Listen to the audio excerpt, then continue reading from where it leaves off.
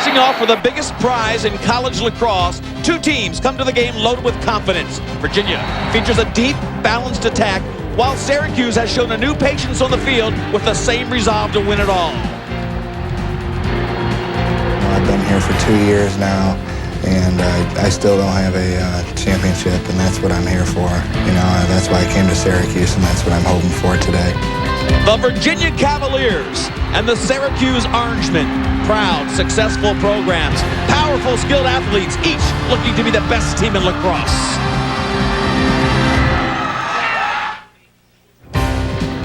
Record crowds expected at College Park, Maryland. Byrd Stadium, the site, the NCAA Men's Lacrosse Championships for Division I.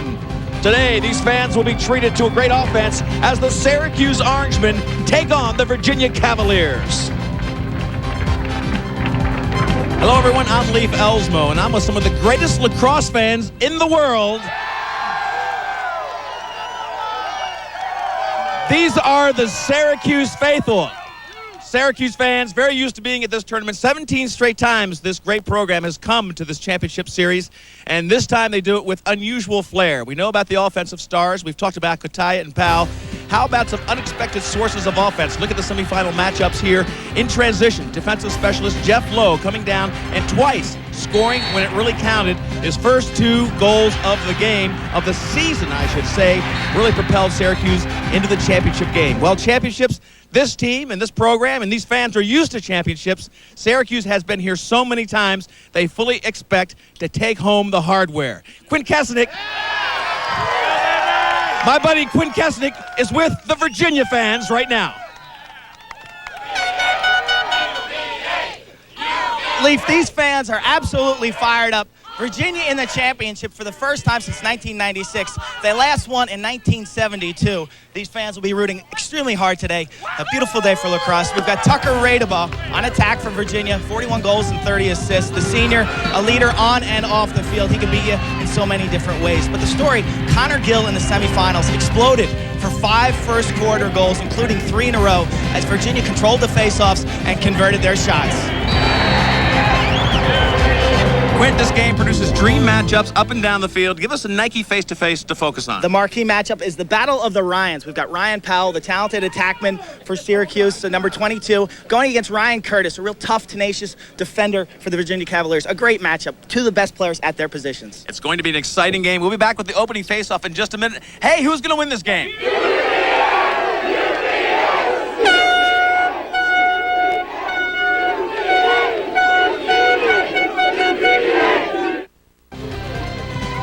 The tailgating has never been better. We're at the Division I championship, Byrd Stadium in College Park. They are cooking outside, and it's heating up inside as the crowd files in to see a dramatic matchup. Virginia taking on Syracuse. Leif Elsmo along with Quint Kesnick, and this field looks hot and sweaty. It is. 89 degrees. We're going to top 90 today on the field. I guarantee you it's 95 plus. Sunny and hot all day. Very small breeze. Quint, that has been a factor over the championship weekend, the heat on the field. It has. Both these teams have deep midfield lines. Virginia will play 28 players today. They'll run 12 different midfielders into the game. The heat, I'd say, gives an advantage to the Cavaliers. Virginia did a great job getting in here. Take a look at the series numbers. Syracuse against Virginia. Syracuse leads the series 6-5. The last 3 meetings, all won by Syracuse, all extremely high-scoring games, decided by a few goals. So this game looks to be the same type of game as the most of the games in this series. High scoring, but close. Syracuse, a lot of success in these championships in the last 10 years or so. Virginia has not won the national championship since 1972 when Jay Connor took the Cavaliers to the highest crown in college lacrosse. They had a freshman goalie in the net that year, Rodney Ruhlman. They beat Hopkins 13-12, 1972. They have a freshman goalie this year in the nets. Cavaliers coming out, getting set with Virginia. Now we'll take a look at the freshman goalie and the nets for Virginia. Derek Kenny playing the game of his career on Saturday against Johns Hopkins with 18 saves and only 11 goals against. In the quarterfinals against Delaware, he made 13 saves. So he is getting better and better as his freshman season has matured. This team played Syracuse in the first game of the season. It was a 14-12 game. Kenny was very raw then, very green. He's really matured throughout the year. Tough spot to put a young goalie, and of course on the other end, you've got a sophomore in Mulligan. So two young guys, Quint, and as an ex-goalkeeper from Hopkins, you've been at this field winning the championship for Hopkins. You know how intense it gets. Here's Mulligan as a sophomore. That 1 year makes a big difference. He loves the spotlight that the championship game will present. And he is really the centerpiece of their defense from a vocal standpoint. You'll see him barking to his defense all day. He loves this excitement. Face-off's critical.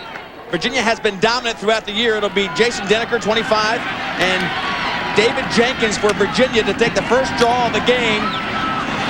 Syracuse wants to get the wing play intensified, and they do get good wing support. It's Powell coming up with no. Blocked down by Virginia. Nobody coming up.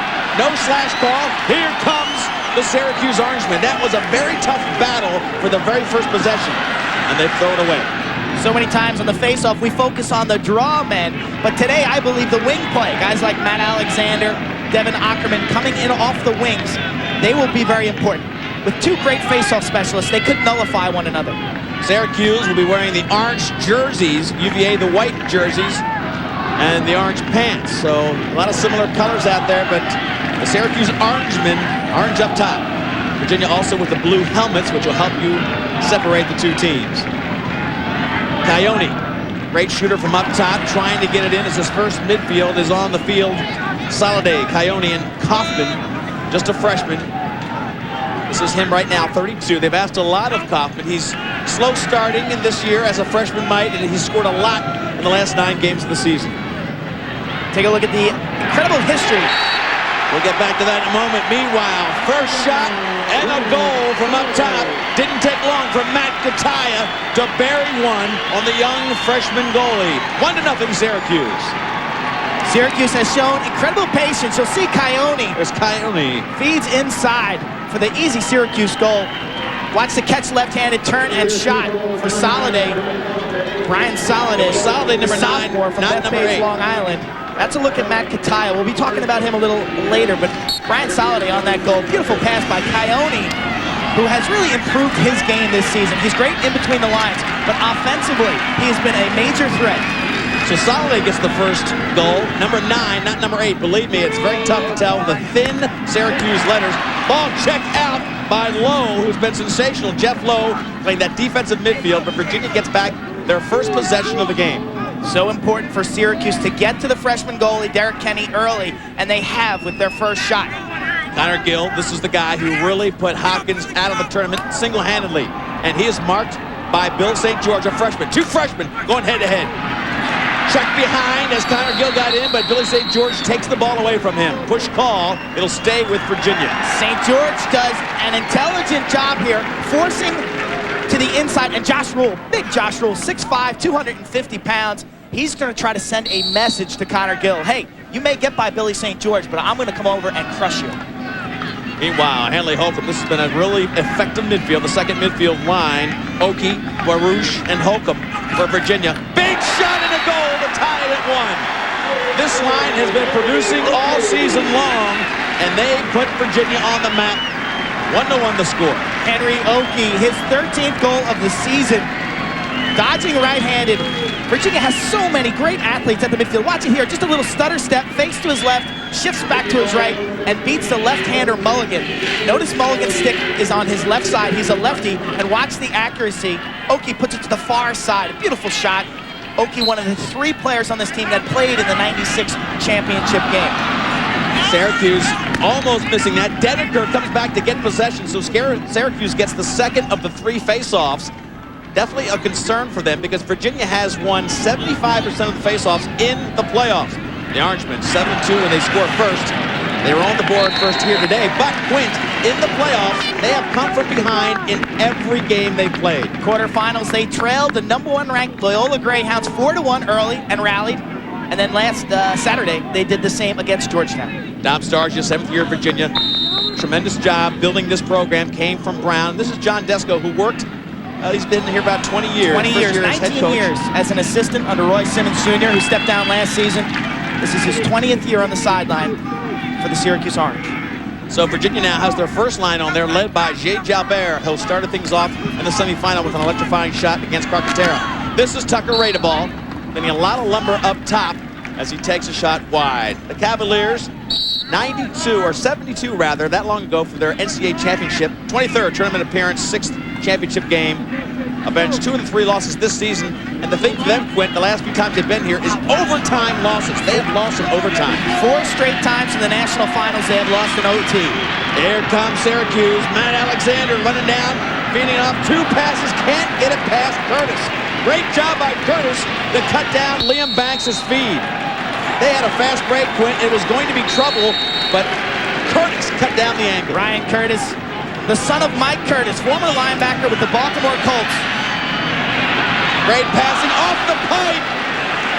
Kenny was beat on the far side, but Virginia gets it back with a pipe save. Score still 1-1. Tucker Radeball gets it back to Drew McKnight, and now they'll settle down. Connor Gill, he scored there the other day in the semis, and this time lunges in. He's so fluid, Connor Gill is. And Quint, as big as he is, he really hides the stick well. And if you're talking about confidence, how much more confidence could you have coming off a 5-goal effort in the biggest game of your career as a freshman? He has the green light to go to the cage. That's what makes that attack unit so diversified. This man right here, Tucker Radeball, the quarterback. But then you have Connor Gill and a veteran player like Drew McKnight. They fit each other so well. Great balance and depth on the Virginia Cavaliers. Syracuse usually a running gun. This is Jay Jalbert, who is really the focal point on the midfield. 6'2", very strong, very confident player. Look at the 3 defensive players swarming Jalbert. He still comes out with possession. Moving the ball once, wide open inside. Leahy rips it low. He's got the goal, 2-1 Virginia.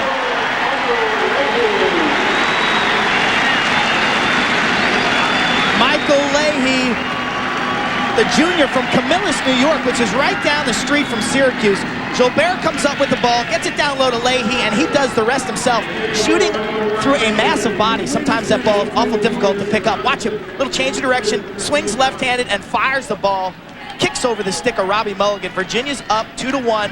Jalbert came up with that loose ball after Siglia made the great check. Watch the wingmen on this faceoff coming from top and bottom. They have been instrumental in these early possessions. Deneker there making the big checks on Hard. Jason Hard, number 30, spelling Jenkins. This is his first attempt at a faceoff. Faceoff's tied now, 2-2, as we are into the middle of the first quarter. Virginia now taking control off those powerful control faceoffs. Virginia's best defense is their offense. They are holding teams on average to less than 30 shots a game on their freshman goalie. In the game against Hopkins, they went on a tremendous run in that first quarter. Mulligan has yet to make a save in this game. 2 shots, and that last goal, I've got to re-mention Jay Jalbert. He beat 3 defensemen to get the possession to give Leahy the shot. Mulligan has been a slow starter in games this season. Look at Virginia, really forechecking, and they get the ball back. They've got some numbers, fast break, but Hopkins in the game in the semis experienced the same thing that Syracuse is experiencing now. They slow down, get into the crease.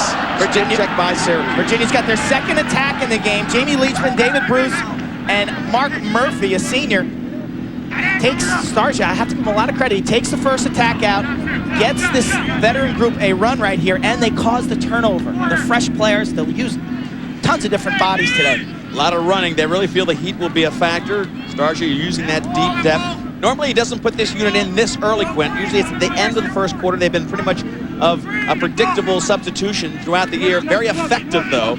And this throws a little wrinkle at Syracuse with fresh legs early on. Virginia putting a lot of time on the clock. Great way to protect a freshman goalie, keeping the attack going. Holcomb comes in, left-handed shot, and he's got a goal. Holcomb makes it a 3-1 game, just like they did in the semifinals. Virginia off to a quick run. Let's see how far Desco lets this go before calling a timeout. 3 unassisted goals by Virginia, and all by midfielders. They have speed, they have quickness, and their shooting accuracy in the second half of the season has been just a world of precision. Watch the shot here. Little change of direction, bears in. The defense isn't bad, but Mulligan just too close for Hanley Holcomb. Watch the ISO on the goalie. Mulligan just handcuffed by that low shot. So 3 unassisted goals by the Virginia midfielders as they are penetrating down the middle of the field. They're all unassisted. All 3 goals unassisted as they drive to the net. Connor Gill had the far corner and just went wide. He just was gliding in front of the defense, had the open shot against St. George. Mulligan is being absolutely riddled with shots. Semifinal, Syracuse 12-1 versus Georgetown. Goals on the run. UVA 8-1 at the start of their game. And face-offs, really the fuel for those runs. When you control the ball in lacrosse, it's make it, take it. Tucker Radeball, the leader on the offensive end of the field. Again, all 3 goals unassisted for Virginia, which is a little bit of a switch for them. When they move the ball so beautifully throughout the year, they are right now just challenging Syracuse. Ball in close, and another shot and another goal. Virginia with a very similar run that they did in the semifinals against Hopkins. Let's see if Desco tries to stop this freight train of offense. 4-1 they lead. Drew McKnight, 24th goal this season.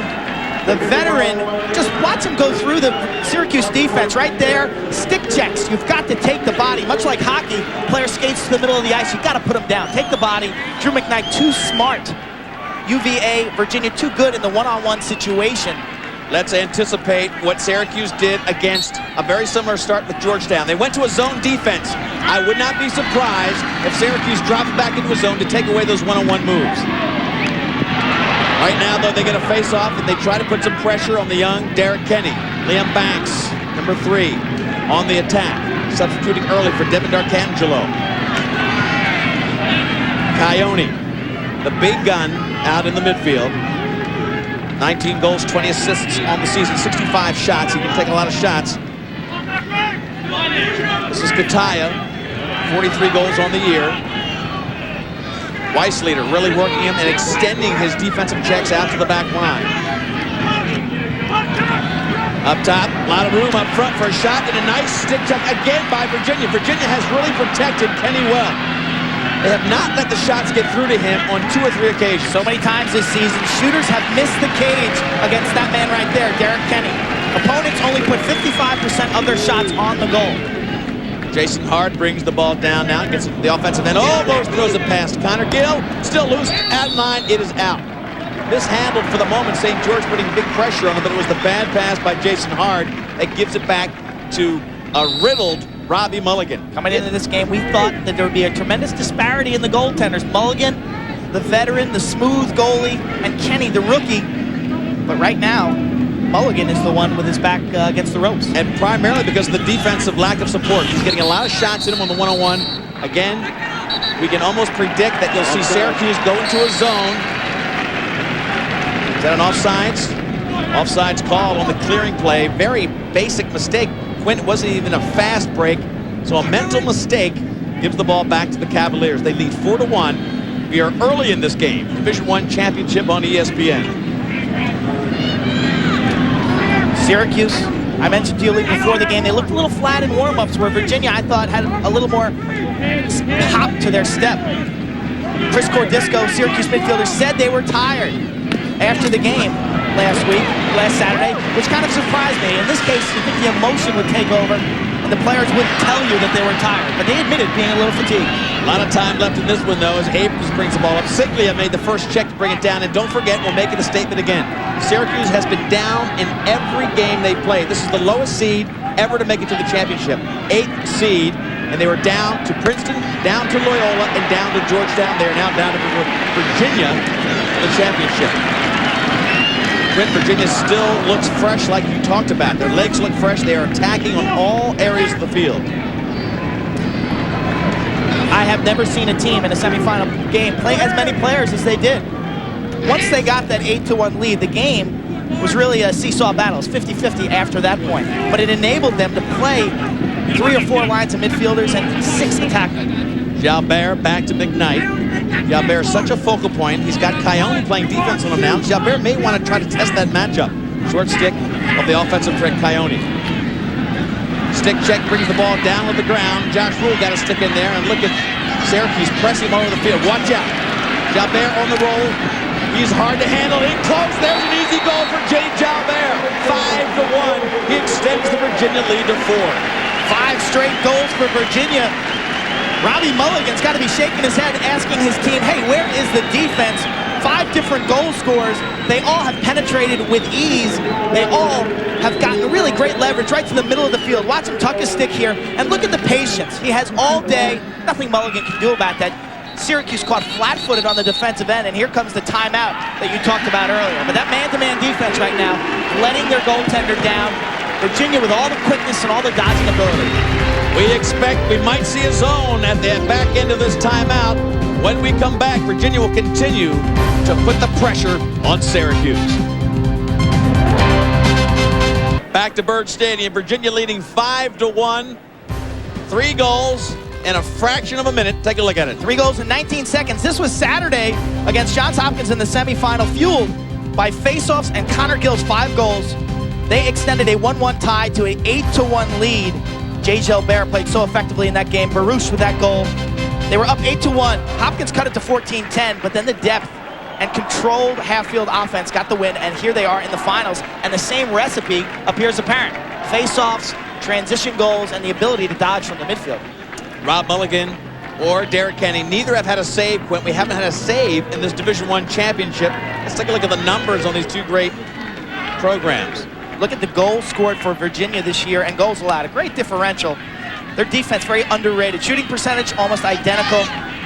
The only stat there that sticks out is the ground ball number. And Quentin, you talked before the game about how uncanny it was that Virginia was taking shots off of the goal. Face-offs 3-3 at this point. But throughout the season, you pointed out, opposing teams were not hitting the goal that often. We've seen that in the first quarter. The stick checks of Curtis and company are taking the shots away from harm, away from the 6x6. I think sometimes when you're playing against a young goaltender, you tend to rush and push shots that you normally wouldn't shoot.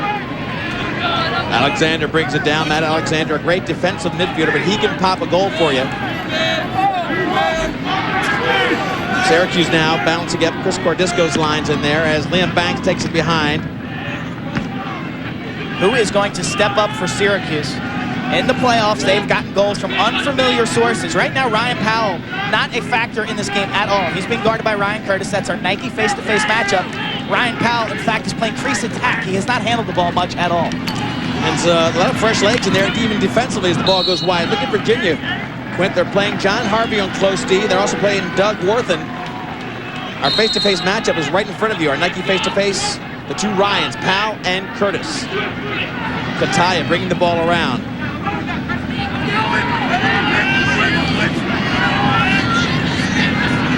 Syracuse has not had much possession time. Virginia just dominating so far in times of possession and, of course, quality shots. No saves so far in the game. Syracuse looking to rip one here, far to the right, so they missed the cage twice. Quint back to that point. They seem to have trouble, opposing teams do, against this great defense of finding that 36 square feet. Chris Cordisco with that last shot. 7 regular season goals for Cordisco. He's got 6 in the NCAAs. This is our face-to-face right in the middle. They've got Powell in front of the goal. They're trying to get the ball to him, taking Curtis away from any takeaway ability. They're also taking Ryan Powell out of their own offense. Ryan Powell had 7 assists against Loyola. He loves to get the ball and back in. You take him out of that offense, and some of these other players, I think, their production might suffer as well. He's really the go-between. Timeout called by Virginia. Short timeout called. Again, the other thing that sticks in my mind as you look at this defense is they put Davies and Weissleiter on the bench right now. They've got 2 fresh defensive players in there, Virginia does. John Harvey, Doug Worthen, potentially to spare them some of that fourth quarter action. We want to remind you to stay tuned for Sports Century, the 50 greatest athletes presented by General Motors. The focus, Mark Spitz. Friday, 10:30 Eastern Time. This is ESPN. You'll want to watch this weekly event that counts down the top 50 North American athletes of the past century. Olympic swimmer and gold medalist Mark Spitz. 23 world records, 35 U.S. records. You've got to see it on ESPN. ESPN.com, part of Go Network, go.com. Great programming yet to come here on ESPN. John Desko, you can almost know that he is very concerned right now. Look back, most years in the NCAA tournament by these teams. Hopkins 28, Virginia, Maryland at 23, Syracuse at 20. But they have really been a team to be reckoned with in the last decade and a half. And their record during stretch time is incredible. 9-1 in the 90s in the regular season during May. 20-6 in the NCAA tournament in May. And this team lost 4 regular season games this year. Syracuse again after the timeout, shooting wide of the net. Now you look at the defensive end of the field for Virginia. Doug Davies back in there. Number 17 normally calls the signals for the defense. Ryan Powell now working behind, setting picks. You see now you've got Curtis sliding over and playing Kataya. So they want to get Curtis more involved defensively. Try to push it into the crease. Virginia comes up beautifully with the ground ball. The collapsing defense of Virginia. Chris Cordisco open for a second. Next thing you know, he had 3 white jerseys beating on his arms. Now Stars, you just barking out signals. I think they want to get Curtis more involved. They moved him off of Powell to get him more involved in the offense. Look at that shot. They cannot get it through to the goal. Curtis blocks a lot of shots. That's his second block shot. On Saturday, he blocked 3. He has got a really superior ability to slide and get his stick up in the shooting or passing lane to block that ball down. So Syracuse unable to really get any effective shots on Cage. Kenny so far only allowing the first goal of the game to Soliday. Then it was Oki, Leahy, Holcomb, McKnight, and Jalbert. 5 in a row in that what we have seen now all too often, that patented run for Virginia in the first quarter. Liam Banks has made a big impact, this young freshman in the playoffs. Didn't play much during the season, Quint, but made a big impact numbers-wise here in the playoffs. This is Josh Kaufman. So 2 freshman players on the field for Syracuse right now. Kaufman taking time, working out. They're separating the defense, trying to get the one-on-one against Moeller. They need more off-ball movement. Up front, there's an easy shot on goal. Finally, they find the target. This time, it'll be the second goal for Syracuse, and Liam Banks, parked in front, sends it home. Freshman Liam Banks, 7 goals, 6 assists coming into today. Had 2 goals against Princeton. He'll take the feed from Ryan Powell.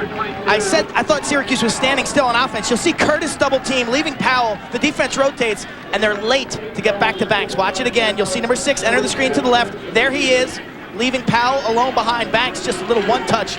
Nothing Kenny could do about that. Nice passing by Syracuse. They've got to move. They've got to get into some offensive flow. A little too much standing around. Chris Searcy comes in for Syracuse on this faceoff. He squirts it out to the wing.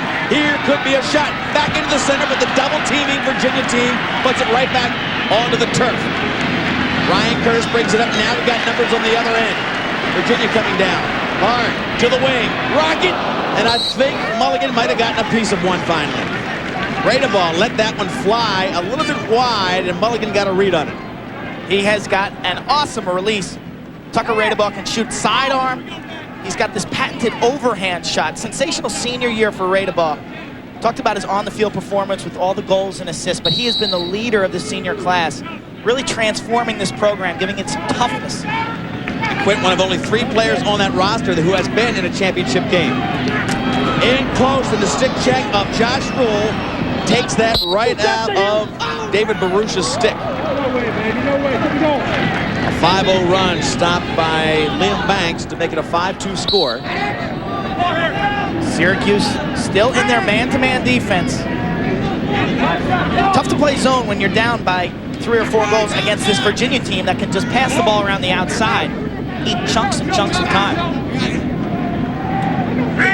As effective as the zone was, I was really surprised that John Desko didn't get to it after about 3 goals. He didn't. And we'll see if that is going to be something he'll regret.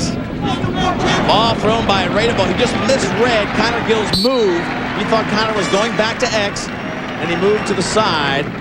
With only 21 seconds left in the first quarter, they'll move the ball up. X, of course, being the focal point of the offense, right behind the net. You like to move it to X so that you can redistribute to the other side.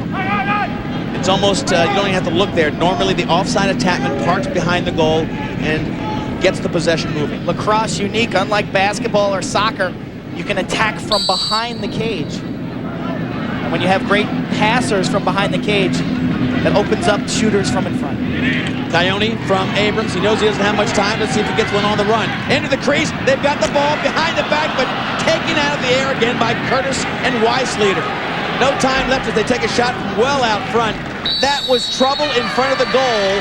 But again, the Virginia defense has stifled the offense of Syracuse with tremendously accurate stick checks, saving a lot of shots from Derek Kenny. When we come back, Virginia will continue their quest for their first championship since '72.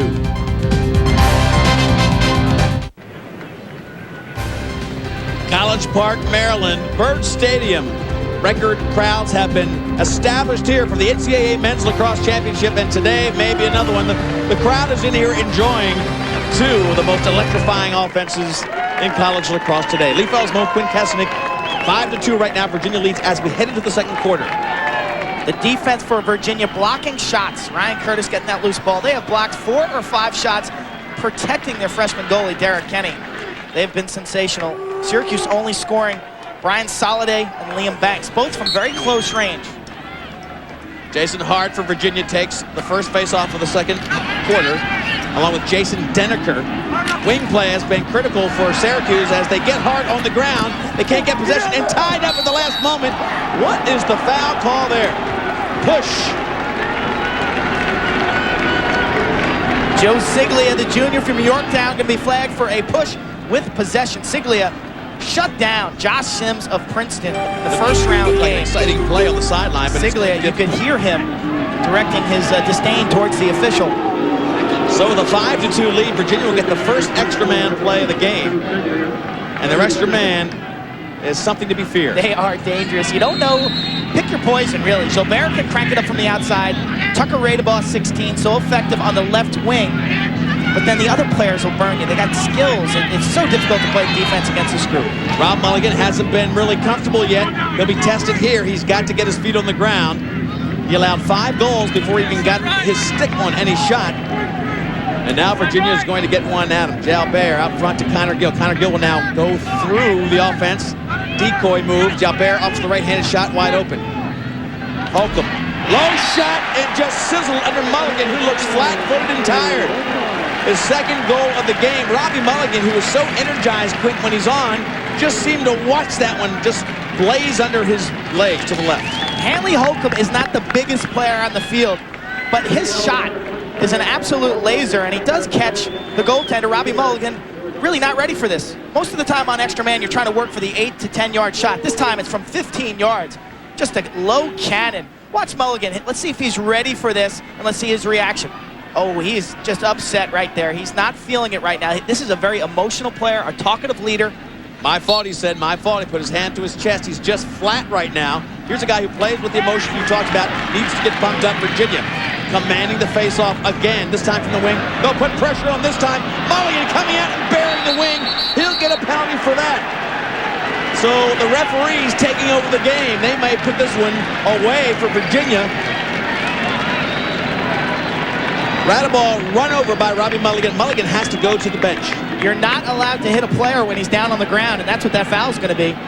Also, it looked almost like a cross-check to the back of the head, but Mulligan will have a seat in the box. Jason Golub, the backup goalie for Syracuse, has not seen much action this year at all. Only has played 12 minutes, has made 4 saves with 4 goals against. Actually, this is not even Golub.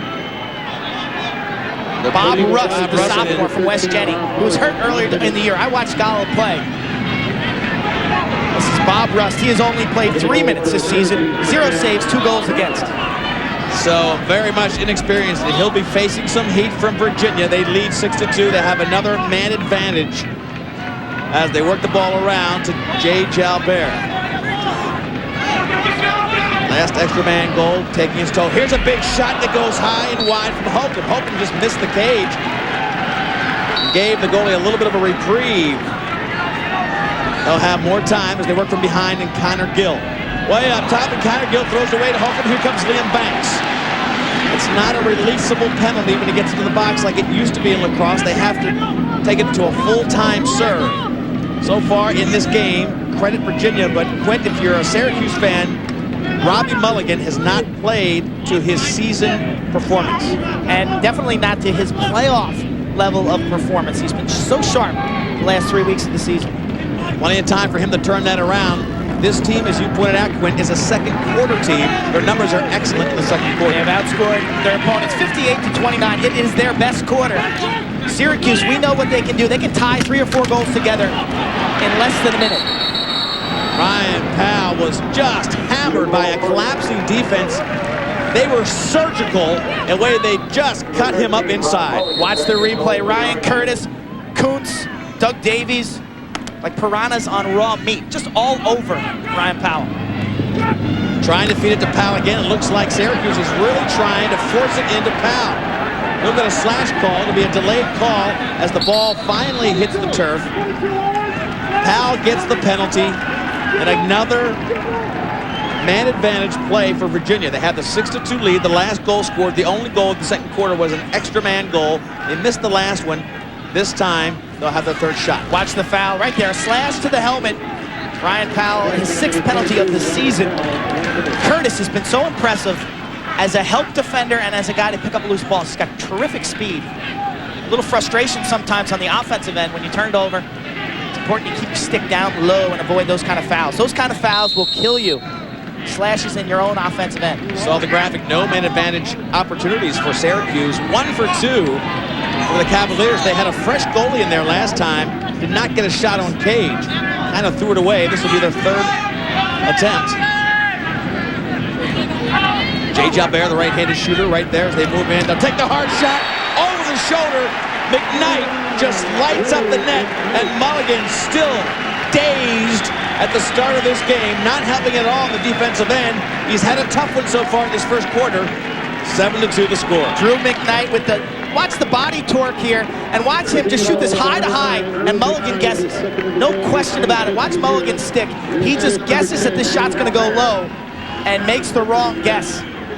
If in doubt, stay high. That ball will hit you in the head. You never want to drop down low. Watch the goalie ISO right there. He just guesses that McKnight's gonna shoot low. And Drew McKnight with that deceptive overhand motion finds the upper portion. His second goal, assist from Jay Jalbert, their second extra man goal of the game. And they are controlling the face-offs the way Syracuse feared they might. Tried to hit Curtis on a clearing pass, so they threw it away. Hard mad at himself. Quinn Kesnick dissecting that move by young Rob Mulligan. Quinn Kesnick, if you haven't followed the game that much, knows what he talks about. 4-time All-American in the goal for Hopkins. Quinn still playing for Team Toyota at a very high level. Here comes Syracuse. They need to get some good shots. The last time down, Quinn, they seemed to force it to Ryan Powell. Syracuse seems content to let Ryan Powell really play a complimentary role today. In the past, he's been the primary ball handler. Today, he's playing crease attack. Maybe a little bit too much thinking on the offensive end. What got them there seemed to have worked pretty well. Let's see what adjustments they make with a lot of time left. Down by 5, they've really got to climb a mountain here. The Cardisco line is in there. Syracuse Orange been outscoring opponents in this quarter. We talked about that, 58-31. This is really their bread and butter quarter, but so far it's been Virginia with the 2 goals, both of them extra man. This will be the first chance for Syracuse now to have a man advantage and to put some heat on young Derek Kenny. Court Wise leader, slashing violation. He gets the Syracuse attacker right on top of the head. Junior from Bayhead, New Jersey, went to the Taft School. Good-looking athlete, as is Mark Kuntz, number 40 for Virginia. Only a freshman from Upper Arlington. He's on the field right now. Virginia's man-down defense, you can see Syracuse's extra man, historically one of the top units in the country. So Syracuse now tries to get something going. They haven't had too many shots on goal. And this will be a chance right there. Didn't move it at all. Extra man, you normally move the ball around a little bit. And for some reason, Coyote thought he had a big opening up top. Was very anxious to put one on cage. Virginia shutting off Ryan Powell behind the cage with Brendan Moeller. They are choosing to play 5 Syracuse attackers with 4 defenders in a box. And their defense, again, aggressively puts the ball back. As Syracuse seems to think or walk around as if they have a 5-goal lead. They look very nonchalant. A lot of time left as Kaufman comes around to look for an opening. They have to work at 5-on-4 because of the shutoff player.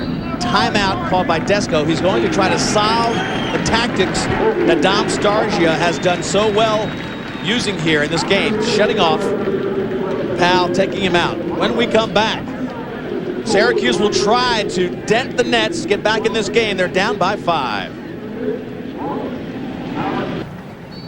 Tremendous weather greeting all the fans that have come to see the Division I championship at College Park, Maryland. 7-2, Virginia leading throughout. Desco, John Desco, the coach of Syracuse, just called a timeout because Dom Starsia And the Virginia folks have really not only outplayed so far, but kind of outfoxed them in a couple ways. They are cutting off some of the players on their extra man. Dom Starsia now changing some of his people, but still cutting off Ryan Powell, making Syracuse go 5-on-4 on those extra man. Now they switch out of it. So they showed it initially. Now they're back to a regular defensive alignment.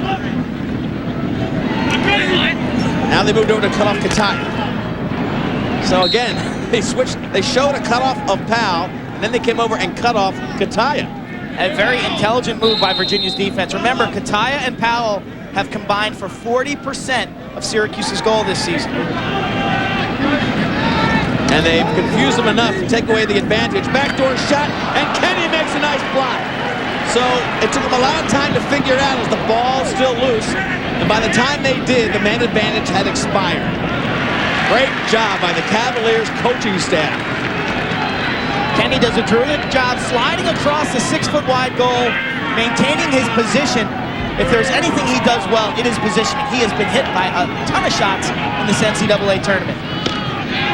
Connor Gill now controlling the ball behind against St. George. Hot, sunny day, as you can tell, and this surface a little bit slick. Virginia trying to move in and blow open this game. And a big hit by Syracuse will give the ball back to them. Just practice kicking it with your foot. Syracuse has got to pick up the momentum on the defensive end of the field, and I think that'll get their transition game going. Josh Rule, player we haven't talked about, Marshall Abrams, who's had such a spectacular season. These guys have to get out, start generating some transition, make some takeaways and some big checks. That's their signature. A little bit spent from their semifinal game just 2 days ago. Virginia using a lot of players early so that they have a lot of legs left in the fourth quarter. They've got a lead to work on too. Coyote, that first unit for Syracuse, Soliday, Coyote, Kaufman. Trying to get to the wing, and look at the big check by Curtis. Very active as he comes out and just put the ball back. Loose ball though, and beautiful save on the far side. Cutting it down was Mark Kuntz. Mark Kuntz is a future star in this game. As I talked about earlier, from Upper Arlington in Ohio, a real lacrosse hotbed in that state. Virginia wrapping, and there'll be a hold check against Tucker Radeball. He came across and kind of held up the player. Hold call, 30 seconds. It'll give Syracuse a chance to try to solve the extra man. Watch the holding violation. Nice hit by J. Gilbert. He gets a help from Radeball. Watch this one-handed little hold right there with possession. Radeball say, no, I didn't hold. Radeball played in the 1996 championship his freshman year. He was a midfielder. Faced off, lost 4 or 5 face-offs. His career has been a spectacular one. Different role for him today. As we mentioned, one of 3 players in the Cavaliers who have been to a championship game. Certainly the leaders, along with Henry Oakey, 5th-year player. 5th-year student, I should say, 4th-year player. Syracuse 0 for 1 on the extra man opportunities. And look at, they get it inside. Kaufman can't quite get rid of it fast enough. Look at the double teams. Up top now, Coyote will have a little bit of room. Finally puts one on Cage, but bounces it over top. And again, they're not getting it on the 6x6. Coming into this game, I thought that if Virginia could limit the number of Syracuse shots to 35, they'd have a good chance of winning. Right now, Kenny has only had to make 2 saves, so they've only put 4 shots on goal. And I don't think Kaufman has, or Mulligan has one yet. No saves, 7 goals against. The worst performance of his really stellar year. He's had a very strong year. Today, not there yet. Look at the shots by Virginia opponents. Go down to the bottom. 1999, they've held opponents to less than 30 shots. And the amazing thing is opponents are missing the goal. They only put 56% of their shots on the cage. Shot wide again. Perfect example right there. We've seen 5, 6, 7 shots fired wide. I think the shooters are over anxious to put the ball towards Derek Kenny. Timeout called by Virginia right now. They're going to go ahead and talk about this patient offense of Syracuse that has not really challenged Kenny. 7-2 the score. 5 goals separate these two teams. John Desko a little concerned as time keeps marching on. Virginia's got to be extremely happy with their defensive effort. Ryan Curtis, sensational job moving his feet. He is everywhere, it seems, making checks, scooping up ground balls. We've talked about Derek Kenny a lot. Let's let him tell us about the transition for a young goalie coming from high school to where a lot of shots top 100 miles an hour. My form has probably changed, always being in a ready position, because high school you could make some athletic saves being in the wrong spot at the wrong time. That's because the balls are going probably about 40 miles less an hour than they are going now. I think today's goalies have to be in the right position at the right time with I think the best form. I think that's what I've been mainly working on the whole season. That and composure. Well, he's been great today. Look at this last shot right there. Just blocks it. You really have to find the net around him. He will take that shot in the face mask, in the chest, and sometimes even get a stick on it. He has shown an uncommon resilience coming back from some poor efforts early in the season, playing his best lacrosse late. Very poised, calm, doesn't talk much. He admitted not talking much to his teammates. He doesn't want his teammates to read his emotions. John Desko, after the Virginia timeout, gives him a chance to get the attack sort of regrouped. Kevin Donahue, an ex-great player from the Syracuse program, really directing the attack into the field. As you look at young Derek Kenny, we just heard him talk about his thoughts. Quint, that's pretty heady, though. His thoughts, he just doesn't feel he's ready to talk that much, be that vocal, and he just kind of, if he has any insecurities, he hides them beautifully. He stands up tall, and he has learned every game this season.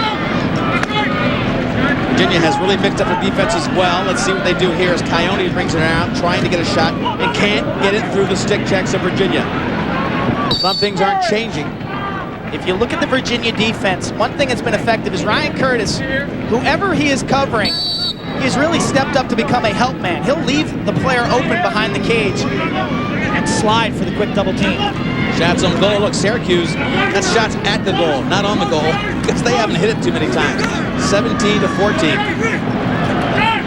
Wheeling around, and again, cannot get a shot into Kenny. Ball still loose, could be trouble, but Virginia has 4 men on it, and Syracuse already dropping back in the hole. They look fatigued. They look a little more tired than the deep Virginia squad. Connor Gill with a lot of room, gliding up top against St. George. Look for some patience here. Virginia will substitute some fresh midfield. They need to give their defense a rest. Over the past 5 minutes, they've been shorthanded and then had to play about 2 minutes of defense. So they need a rest defensively. Look for some patience. Holcomb against the young Kaufman up top. He likes this matchup. Let's see if he tries to go one-on-one. They spread the attack. Takes it back to Connor Gill. Drew McKnight and over to Tucker Radeball. Virginia with a lot of touches. Holcomb gets the ball faked out of his stick and down on the turf. Good hustle by Syracuse as Siglia, the long stick defender, and a little bit of help, brings the ball up. Matt Alexander, the short stick defender, gets it down to the attack zone. Liam Banks now. Syracuse will have to figure out how to get shots off around the sliding stick checks of Virginia. Effective defense for Syracuse by Kaufman, who was an attackman in high school up in Carthage, New York. His brother Jason, a star for so many years at Salisbury State in Division III ranks. Syracuse trying to get a shot on goal. This one finds the mark and gets behind Kenny. Nice hard shot from up top. And finally, Syracuse gets goal number 3. This time, Timmy Burns. It's Timmy Burns, the 6'2", 180-pounder out of Baldwin, New York. He had 2 goals against Georgetown. His first of the day, cuts into the Virginia lead. Watch it. You'll see Kenny get a piece of this. Little stutter step, left to right move. Kenny gets a leg on it, not the stick. Again, this angle will be a little better. Watch it, left to right, switches hands, fires on the run. Kenny's there. He thinks he has it. It's disappointing when you see those. When the ball hits you, it trickles into the goal. So frustrating. One of the few shots they've gotten on the 6x6, and of course it counts for goal number 3. Syracuse had the face-off, dropped the ball as they looked for a fast break. Weislater tracking it to the sidelines. Good hustle by Weislater up to Jay Jalbert. He's pinned on the sideline. The big, strong mini goes through 3 players. It's still in his stick. Dom Starsier calling for a foul, doesn't get it. Abrams coming down, trying to push the unsettled. No call as the crowd gives you their version of what they think about that play. A lot of stick checks over there, but the referee was right there, nothing called. I think the referee had turned his head. Jalbert, absolutely hog-tied by Alexander, taken down to the turf, either a trip, hold, or push with possession. Well, an offsides penalty was called, and it looked like Syracuse was back. They argued that call, but Virginia very quickly put the ball back in play. Got to have 4 players in the defensive end, 3 in the offensive end at all times. He decided that midfield strike. Jay Jalbert, strong and confident, out to Tucker Radeball. This time Josh Rule goes out on hand. There hasn't been great consistency with the matchups of Syracuse. Jalbert comes in. Finally, Mulligan puts his body on that one. Big save by Rob Mulligan, the first of the game for him. Josh Rule, 6'5", up to Marshall Abrams, who played long stick midi, now playing close defense. Abrams can push it. Gets it off to the wing. A little bit of a room here as they get behind. Ryan Powell. Curtis trying to just strip him of the ball, and a real low percentage feed to the middle would have been dramatic, but it didn't find anybody except the defense of Virginia. That is where Ryan Powell is so comfortable. He likes to post up and bear in with his strong frame. But Ryan Curtis just too fast and too strong. He'll not let you sit there. He will just throw a bevy of checks. That matchup so far has really favored Ryan Curtis. He's done a great job and taken Powell pretty much out of the game.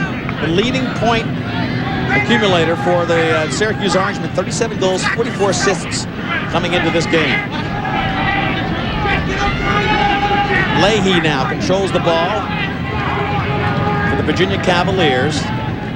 Defense by Jeff Cordisco. Cordisco, one of the 2 twin brothers that are captains of this team. They get the ball down. Cordisco picks it up, finally gets help on the sideline. Timmy Burns over there to help him out. Mulligan out of the goal, and Burns has to go back to get it. Look at the sliding and riding of Virginia. Time violation. You've got 10 seconds once you get possession to get it out of your defensive end, and they did not do it. You've got to credit, as you look at the sideline, the Heat, John Desko thinking through this first half. Credit Virginia with aggressive riding in their defensive zone. 1974 NCAA Lacrosse National Championships.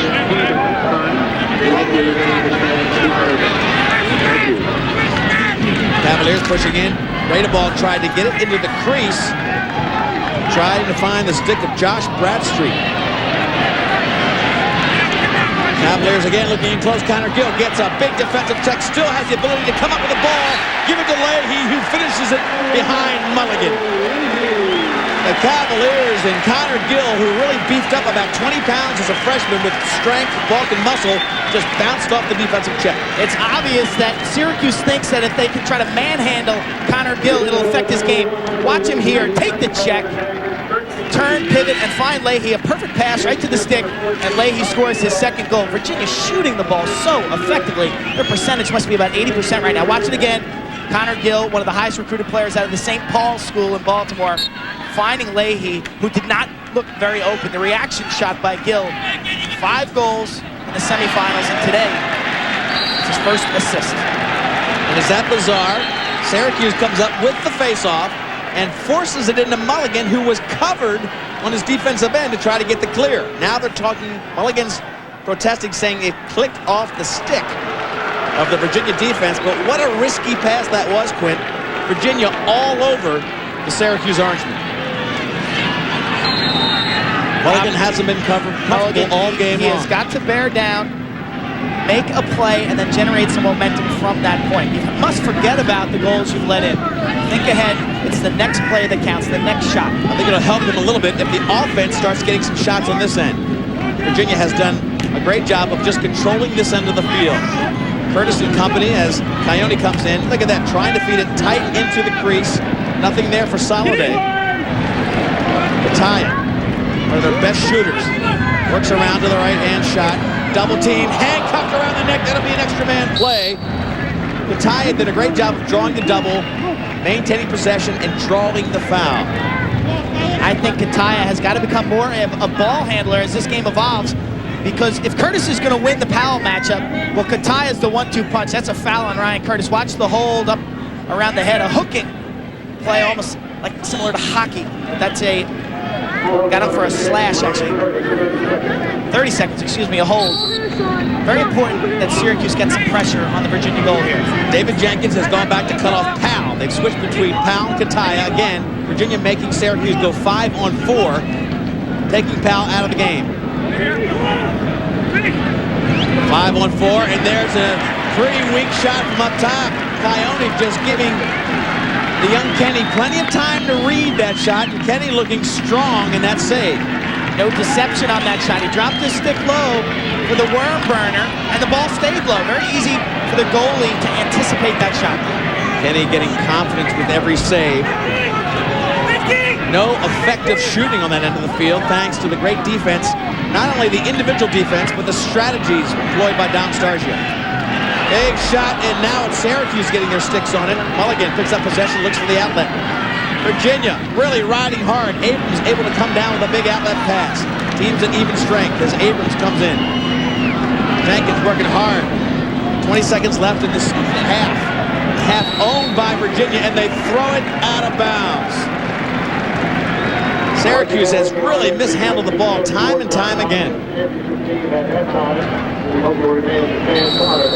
John Desko just beside himself trying to figure out how to beat the tough defense of the Cavaliers.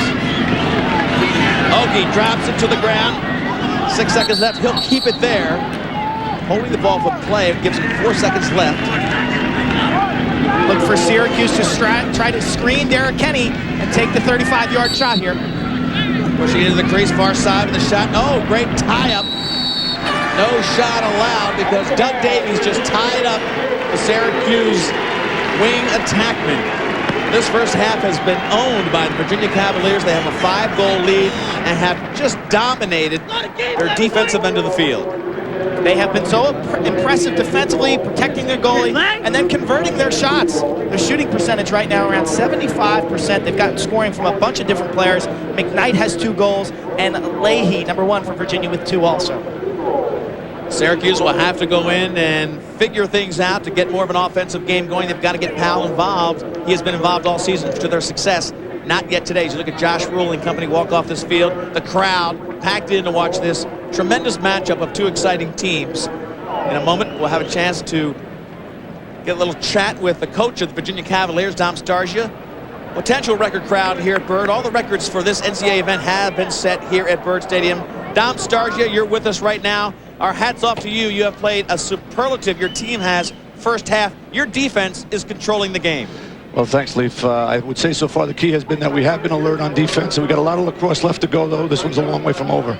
Coach, your midfielders have done a sensational job penetrating and then finishing their shots. You think you have a big advantage at the midfield? I would tell you, Quint, that the key for us on the midfield right now is that we're getting back on defense. I'm not really looking at that as much as I am at the fact that we're cutting them off in transition, not giving them those layups at the other end. You know, we can still shoot the ball a little bit better. I think we've had some opportunities we haven't gotten yet. Dom, last question. You've taken Ryan Powell out of the game. Was that important to you? Always important in a game at this level. You know, we got our best kid on him, and that's a matchup that's probably going to have a lot to say with the game. And again, there's still a long way to go. All right, back to your team, and congratulations on a great first half. Thanks very much. Dom Starsia and team owning the first half. 8-3 they lead. We'll come back with our halftime from Byrd Stadium in just a moment.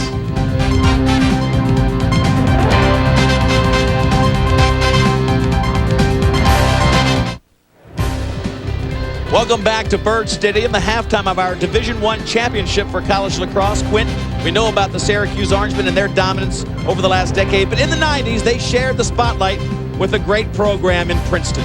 Princeton came out of nowhere in this decade, winning their first championship back in 1992 at Franklin Field, Pennsylvania. Overtime goal by Andy Moe. Princeton Tigers win the championship over Syracuse. 2 years later, it is Princeton's Kevin Lowe in overtime beating Virginia for their second championship. Scott Batchagalupa, their goalie, and Bill Tierney, their coach. Fantastic games. 2 years after that, Jesse Hubbard in overtime again beats Virginia for their third title of the decade. Terrific attack unit Princeton had during that run. Jesse Hubbard, John Hess, Chris Massey, crisp precision.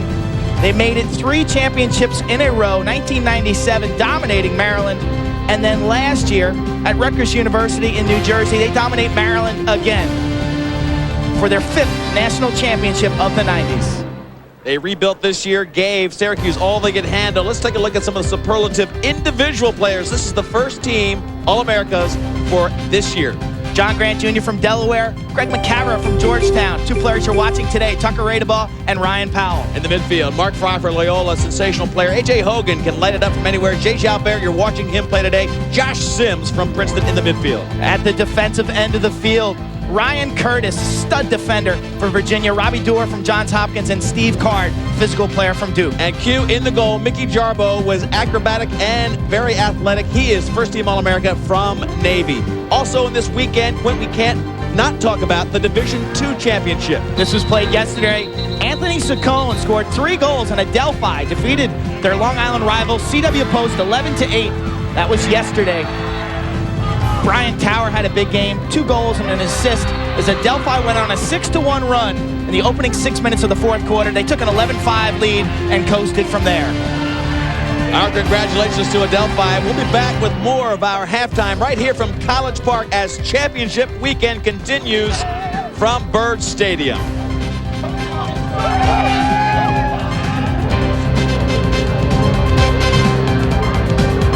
And I tell you what, this is just the kind of start they had in the semifinal. They are really confusing and outplaying Syracuse. They came out full of life. Their players shooting the ball so well, running up and down the field. Just too much pressure on both ends. Virginia looks so sharp right now. Let's take a look at how they got a lot of these goals. They started off fast, and the action was furious around the goal. Michael Leahy, number 1, dodging left-handed. That put Virginia up 2-1, and then Hanley Holcomb scores unassisted 3-1. Drew McKnight, a lot of dodging, unassisted goals. That made it 4-1. And then watch Connor Gill on this assist. He takes the check, finds Leahy for Leahy's second goal, 8-3 at that point. And on the defensive end, they've been spectacular. Swarming Syracuse's attackers, Ryan Curtis with a ton of ground balls, and Kenny has not been tested very often, but he has made enough saves to keep Virginia alive for their championship. Liam Banks with a goal for Syracuse, and then Timmy Burns scored to cut the lead. It's a 5-goal differential right now, fueled by the Virginia defense. Derek Kenny, their freshman, has not really had to do much. Memorial Day celebrating great lacrosse here at Byrd Stadium. When we come back, we'll see if Syracuse can solve the great attack scheme of Virginia.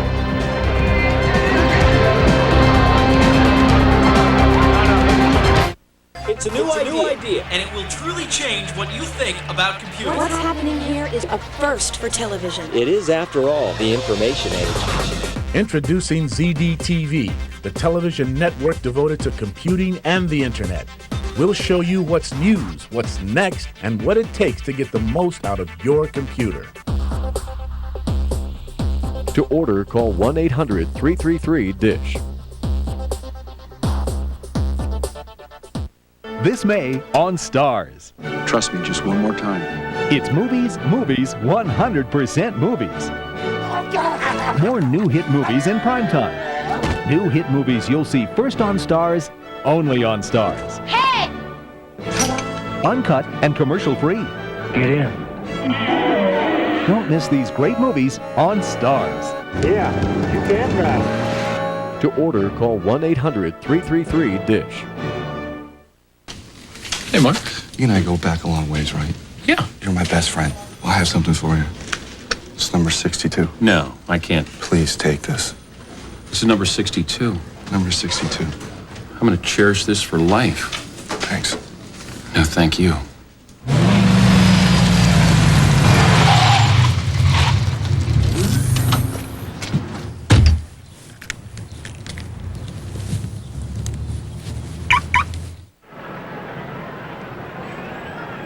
Virginia with a 5-goal lead here at College Park. We are outside of Byrd Stadium looking into a massive crowd celebrating great lacrosse. There they are. Take a look at this site, making a lot of records. Quint, we know how successful this tournament has been here at Maryland. Future sites for the NCAA tournament. Next year they'll come back to Maryland and then go 2 years to Rutgers, which has also proven to be very successful as a meeting point for the great fans of lacrosse. What has been so enjoyable is the convergence of all the different divisions. Division I, obviously, Saturday and Monday, but the Division II and III championships. Always so exciting to watch those athletes in the different divisions compete. So the fans are getting set for these two teams coming back. Syracuse has a lot to bank on for comebacks. They've done it so many times. Let's look back at a Syracuse success story from our flashback.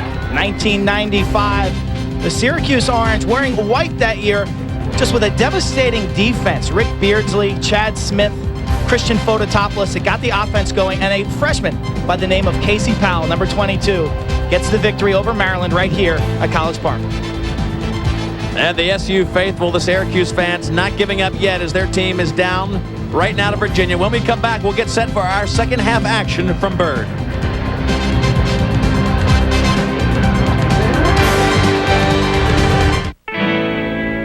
We're on the highway of life and we're going. Yeah, we're going.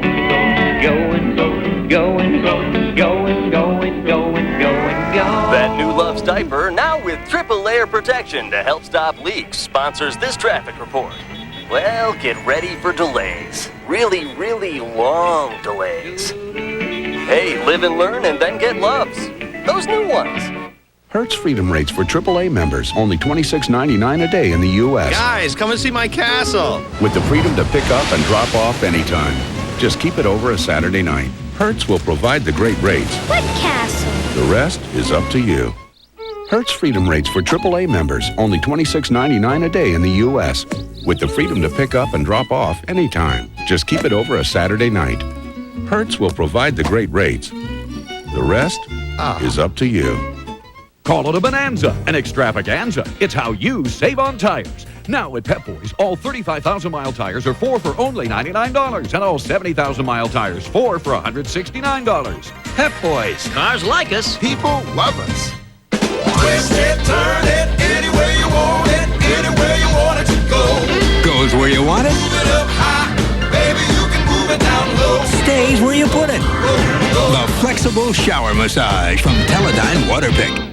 You want something packed and shipped the right way? 3 words: mail, boxes, etc. We do this every day. We're the professionals. You've got to use the right stuff. We can be your company's packing and shipping department. Have something fragile to pack and ship? No problem. I'll take care of it. This should be double boxed. Say you want to ship a grandfather clock. Make one phone call to me and it's handled. Big or small, we ship it all. Mailboxes, etc. We're making business easier. We're making life easier.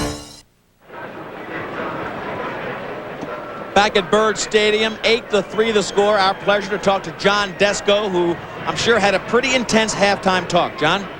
Yeah, Keith, we needed to take a little better care of the ball and eliminate some of our turnovers in the first half, and we had to generate better shots. Seemed like every time we took a shot, it was hitting a defenseman's stick or, hitting something in the way, and we needed to generate some better shots against this goalie. Coach, how do you get Ryan Powell more involved in the offense? Well, we're trying to. Ryan got hurt the other day, and we're using him right now to absorb Curtis a little bit, and he's doing the best he can, but he's got some back problems. All right, John Desko, thank you very much, and we wish you luck in the second half as we look at the Syracuse Orange trying to regroup against a real complete effort by the Virginia Cavaliers. Really put it all together in the first half, 8-3, methodically just getting out in front with the same kind of fast action offense they applied in their semifinal game. Quint, this weekend, not only being Memorial Day, we are saying goodbye to a great friend in the game of lacrosse. Doyle Smith is saying goodbye to lacrosse fans after 30 years of helping not only the Virginia program, but everybody associated with this sport promote, keep track of the stats, promote the game of lacrosse at Virginia. And he has been here as long as this tournament has been here. He's been named Man of the Year twice by the USILA. Received the service award so many times. Back in the 70s when lacrosse didn't get as much publicity, Doyle was the guy who got this sport going. A great ambassador for the sport of lacrosse. We thank Doyle Smith, wish him well, and hope to see him in the future. Jason Hart comes down, works it back to Connor Gill. Virginia picking up right where they left off. Look at that move by Connor Gill. Up in front, but finally a big save by Mulligan. Whoa, Tucker Radeball had it in front. Connor Gill just shifted the defense of St. George right out of his shoes, and a pumping fist by Mulligan gives him his first save. That could provide dividends to the defensive end. They outscored Georgetown University 6-0 in the third quarter. Let's see if they can do that again. Mulligan needed that big save. He is fueled on emotion. The tie, and the big shooter gets the defense on the ground, looks for help, doesn't have anybody. Powell came to help him. He had a moment there to really put some pressure on Kenny, didn't take advantage. Off the big save on the other end, Syracuse looking to open this second half with a score. Kaufman inside, Liam Banks working to the left hand, but the defensive checks of Virginia again put the ball on the turf. Here comes Curtis. Curtis has been a vacuum cleaner in the defensive end. The swarming Virginia defense, too much for Liam Banks on that possession. Interesting that Syracuse has kept Ryan Powell's sore back a secret, and he's really been used as a decoy. So expect Matt Kataya for Syracuse to carry the ball more in the second half. Connor Gill again behind the goal. Boy, he fake out Bill St. George the last time down. He had a wide open feed up front to tuck a Raider ball. It was a big save by Mulligan to keep it out of the goal. Here goes Raider ball again. Working in an isolation. The left-handed shot, just locking up Josh Rule, keeping him out from any potential shot. Exceptional position by big Josh Rule. Alexander playing defense on Jalbert. Double team on Jalbert. He beats two players, takes the shot wide. Jalbert is so impossible to stop by one player. Two players find a hard time too. First half numbers, Quint. That stat that jumps out at you, Syracuse only 1 save and 8 goals against. Robbie Mulligan struggling. The man advantage, Virginia capitalizing. 2 for 3. While Syracuse was 0 for 3. And Quint Mulligan has doubled his saves already in the first minute and a half of the second half. He's got 2. Can the offense get clicking? Coyote comes in. Great position by Kenny. Doesn't give him a shot. Now up top. Big fake by Syracuse, but the ball again put down on the turf. Curtis just chopping wood, and they've hurt the Syracuse player with a great legal check. Syracuse has Alexander down on the turf. This is their best defensive midi. He can play both ends of the field. Alexander, the senior, out of West Jenny. Left knee seems to be the focal point. Maybe just a wind. 8-3 the score. 5 goals separate. And in the first 2 minutes of this half, Quint, it's been the saves of Mulligan that have caught everybody's eye. Watch the replay. You'll see Alexander twisting towards the cage. The sliding defense comes. Ryan Curtis has been all over the field today. Curtis looks like he kneed him in the back there as he was running over him. Matt Alexander last summer played for the Iroquois national team in the World Games, but I think that's just a bruise to the back. Curtis has been everywhere. His fitness level, incredible. His intensity, as we talked about earlier, son of Mike Curtis, Mad Dog Curtis. That's another look at Alexander. I want to remind you of great programming on ESPN Arena Football. The Orlando Predators versus the Albany Firebirds, Monday, June 7th at the Pepsi Arena from Albany, New York. Merle Hodge, Mike Gleason bring you the 50-yard indoor war. 19 games on ESPN and ESPN2, including the playoffs, June 7th. And you can see it on ESPN2, this matchup in Arena Football. ESPN.com, part of the Go Network, go.com. So a great start on the defensive end for Syracuse. They seem to have found their goalie again, Quinn, as you look at Dom Starsia. Now they've got to figure out how to get some shots on Kenny. You know, it's amazing coming into this game. You think that the goalie disparity is going to weigh in the favor of Syracuse, when in fact in the first half it was Kenny who outplayed Mulligan. But Mulligan seems to have found his footing now in the second half. Jeff Cordisco and brother Chris with Burns on the second line. Hard shot about 6 feet to the right of the goal. That wasn't even close. Ryan Powell takes the ball behind with Curtis matching up on him. Powell, 30 minutes to go in this war for the championship. Let's see if he can make an impact. He's open in front, gives it off to the wing. I thought he had a great shot there. He didn't take it. Quinn, he was wide open for a left-handed shot. He was. There was an unsportsmanlike foul, actually an elbow to the head. If you watch this play closely, a pick is set, and you can see Curtis now jawing to Powell. Watch the pick and watch the high hit right there. Matt Coyote set that pick.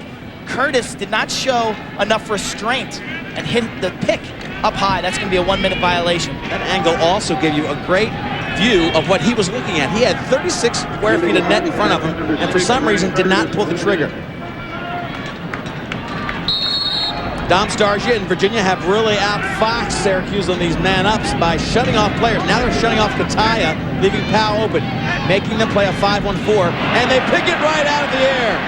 Coots just picked out of the air the attempted pass by Syracuse. Great job. Virginia just dominating on the defensive end of the field.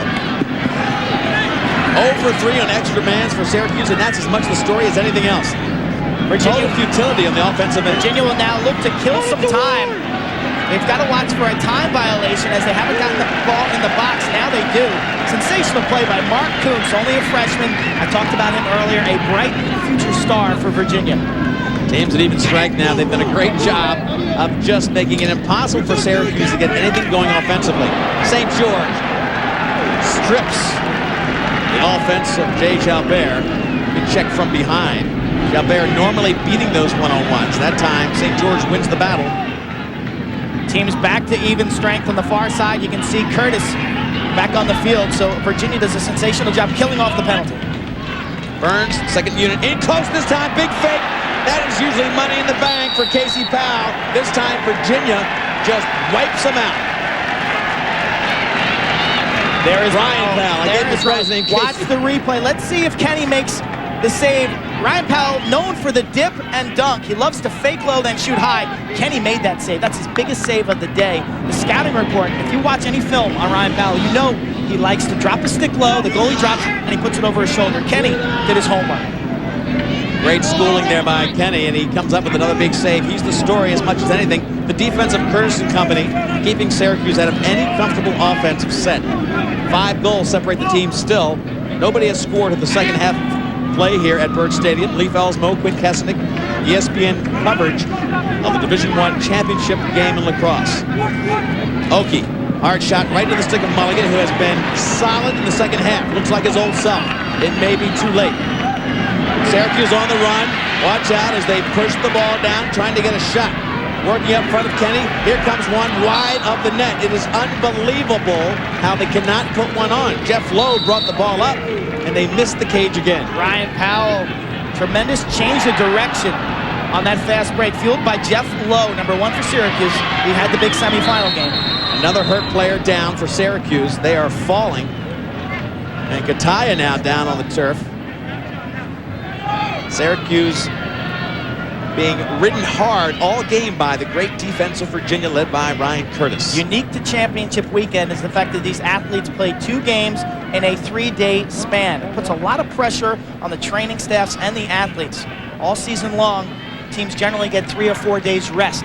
This is unique. A little bit concerned by John Desko, and you might know why, with Ryan Powell hurt, not 100%, and Kataya, considered by many to be the best shooter on the attack.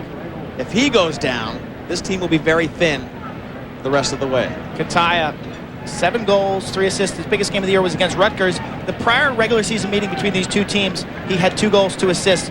43 goals, 35 assists on the season. Takes 108 shots on the season, so he can really put pressure on you. We'll come back and see what happens to this attack unit of Syracuse. Kataya right now on the ground. Virginia still in control with that 8-3 lead.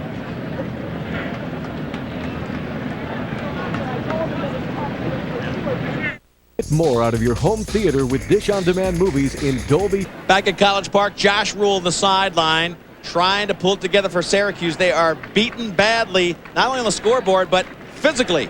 Kataya, Matt Kataya, their sensational attack player, along with Ryan Powell. That combination puts big pressure on defenses. You take him out of the mix, a little easier to focus on Ryan Powell, who has been handled so far today and is not 100%, we have learned. Nobody has scored the second half so far. Lee Felsmo, Quinn Kesnick bringing you this ESPN coverage of the Division I championship. Powell and Kataya account for 47% of the Syracuse points this season. Syracuse, this is really their lowest production of the year. They only scored 7 goals in the first round of the playoffs in a victory over Princeton. Doesn't take long for Liam Banks just to whistle that ball in bounds. Not a bad play by Banks. He came in and put bit pressure on Kenny, and Kenny makes another big save. Great position, just puts his body on it. Meanwhile, on the other end, Virginia. Drew McKnight, far side with Marshall Abrams, great takeaway defenseman. Up to Jay Jalbert. He's a handful up in the midfield, maybe the most focused on midfielder on this roster. Virginia now already starting to work the clock a little bit, spreading their offense, taking their time. Leahy to Jalbert. Work the ball all the way around. Jalbert gets tripped from behind, and that'll be another extra man opportunity. Just wrapped from behind by Siglia. Yeah, Siglia has a bevy of checks. You can see him yelling at the official there as he goes off. Watch the over-the-head check. Siglia cannot match up with Jolbert man-on-man size-wise. He's got excellent quickness, and as I talked about the checks, but somewhere along the line there, he gets his feet or stick trapped against Jay Jolbert, the outstanding midfielder, the first-team All-American for Virginia. So this will be another extra man play for the Virginia Cavaliers. They lead by 5. Nobody has scored in the second half. Mulligan's made some big saves. He'll be pressed to make one here. Virginia 2 for 3 in their extra man so far. They have done everything well today. A team that really is focused this year, determined to give it a great, honest effort and win another championship. Not once since 1972.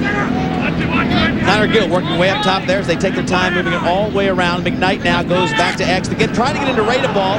It's checked down. Connor Gill picks it up, wheels back to the left hand. He's got a shot that goes wide left. They're going to give it to Mulligan. Tough call there. McKnight was behind him. I think the referee saw ball on the field. They'll have to get that off. That's what the second whistle is. Mulligan exploded out of the goal on this shot, and he beat Drew McKnight to the end line. Mulligan, I think one of his strengths is his ability around the net to get ground balls and make plays like that, come out, make a hit, intercept a pass. But they seem to have solved some problems on the defensive end of the field, Syracuse has, but the offensive end is really a problem and has been since the opening face-off of the game. Just has been literally controlled by Ryan Curtis and the defense of Virginia. Davies against Liam Banks, the freshman. Casey Powell is on the field, along with D'Arcangelo, and no Matt Kataya. Went off with an injury a little while ago.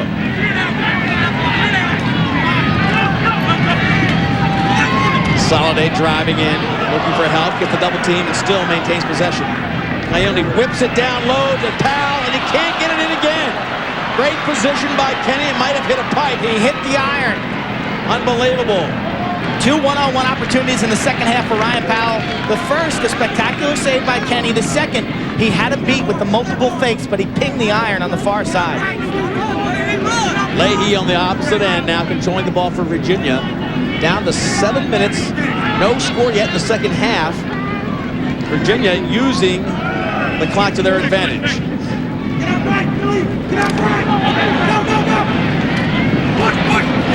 Shot in close, left-hander with a finishing shot from the far side. Tucker Radeball buries goal number 9. And a 6-goal mountain in front of Syracuse. Tucker Radeball's first goal of the game.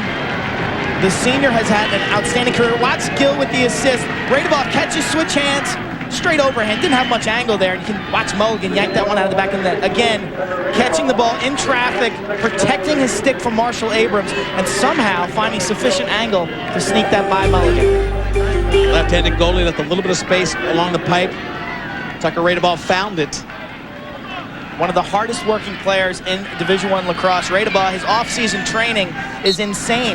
He'll run 5 miles, live for 2 hours, do a kickboxing class. He is a tireless worker. Again, the face-off controlled by Virginia. Stripped at the last moment, down close, and here comes St. George. Matt Kataya back on the field for the Syracuse Orangemen, and a big check from behind takes it out of St. George's stick. It'll be numbers for Virginia.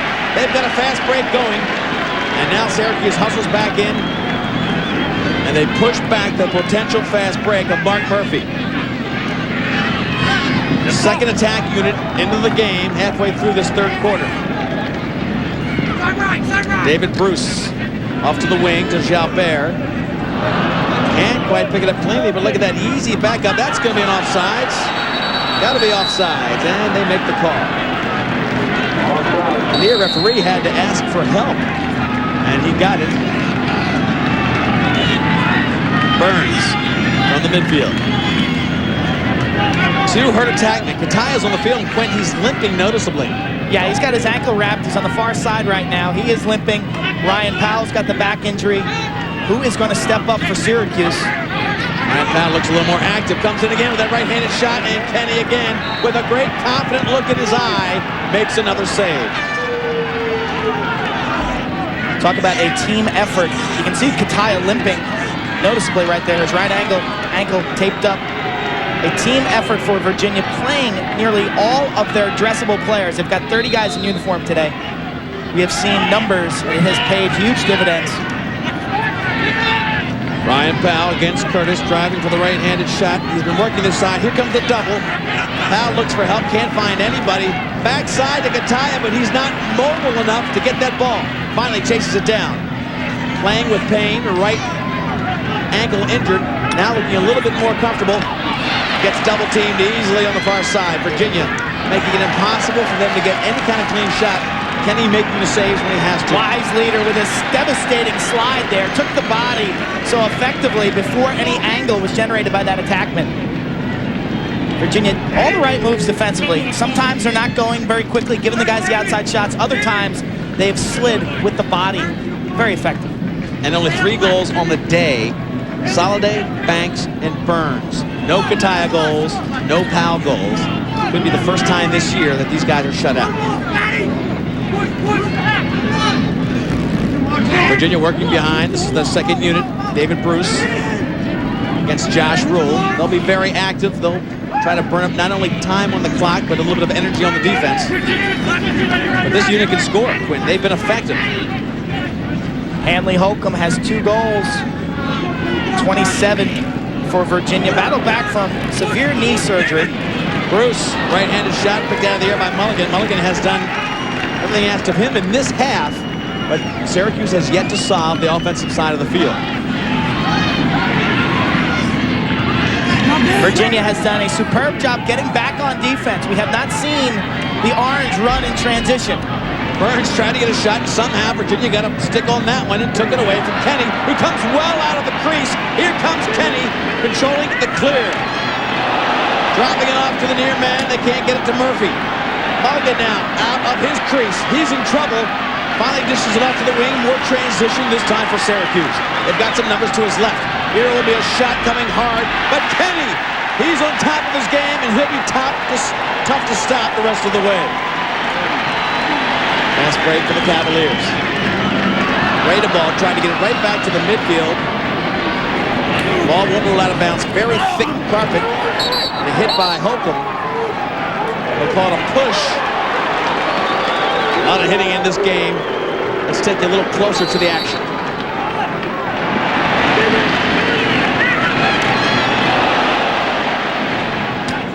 Wiping out players all over the field. Great end-to-end action. What a terrific flurry. Derek Kenny somehow got that ground ball 30 yards from the goal. He's been sitting in the net in 90-degree heat, and I think some of the field players generally will tire more than a goalie. He picked a great spot to sprint out and come up with that loose ball. Derek Kenny has been as much the story as anybody else in Virginia. The defense has been spectacular, almost perfect. And Kenny has done everything asked of the young freshman. Syracuse now trying to get something going offensively.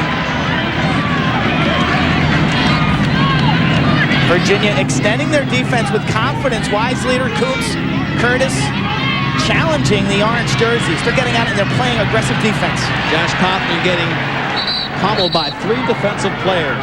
Push on Virginia. Will stay with Syracuse. Time winding down. Only 1 goal scored by Radeball for Virginia. We're going to have a delay of game penalty against Virginia. Kuntz rolled the ball towards the sideline. We can see underneath us the Syracuse player scooping the ball. That'll be a 30-second delay of game violation. I'll tell you what, it won't matter if the history has anything to say about it, because their extra man has been pretty futile. They've got to solve that. Dom Starsia doing all the right things as a coach. He's been shutting off players, selecting either Powell or Kataya in these extra man situations. They are 0 for 4 opportunities. This is their 5th.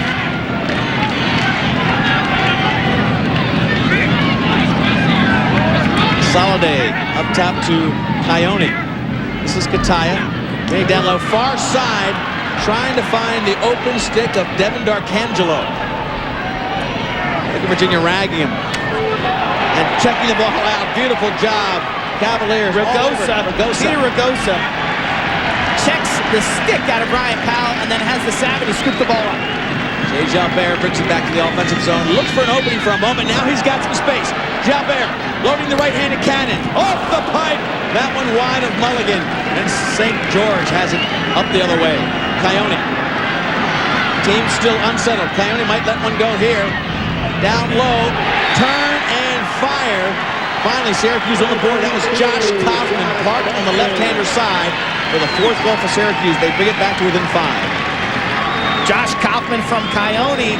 Jay Gilbert with terrific, watch the missed shot here. You'll see Jay Gilbert, number 10 for Virginia, with the bounce shot off the iron. Mulligan on it, and Coyote, one of the fastest players in Division I, hustles the ball up the field, finds Kaufman.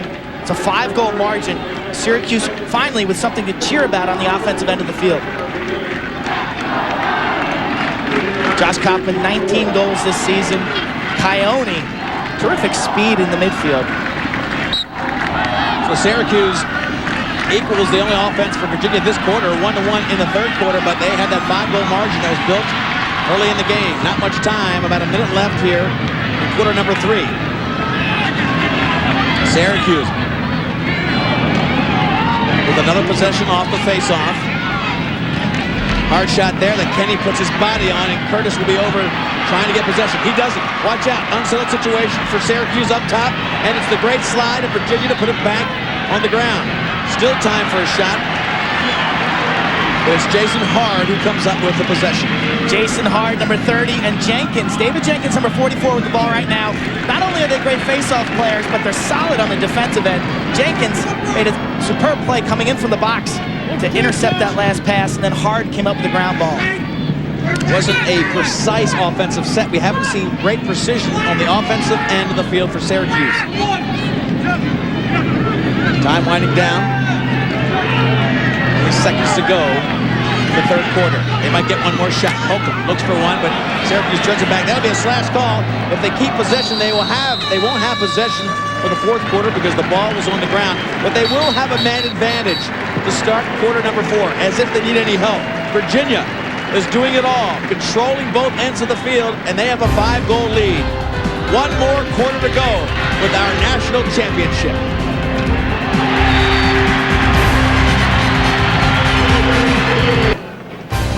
Byrd Stadium is the site. The NCAA Men's Lacrosse Championships, the event, a showcase event for the NCAA, one of the most highly attended championships that they are involved in. Right now, Virginia leading in this one.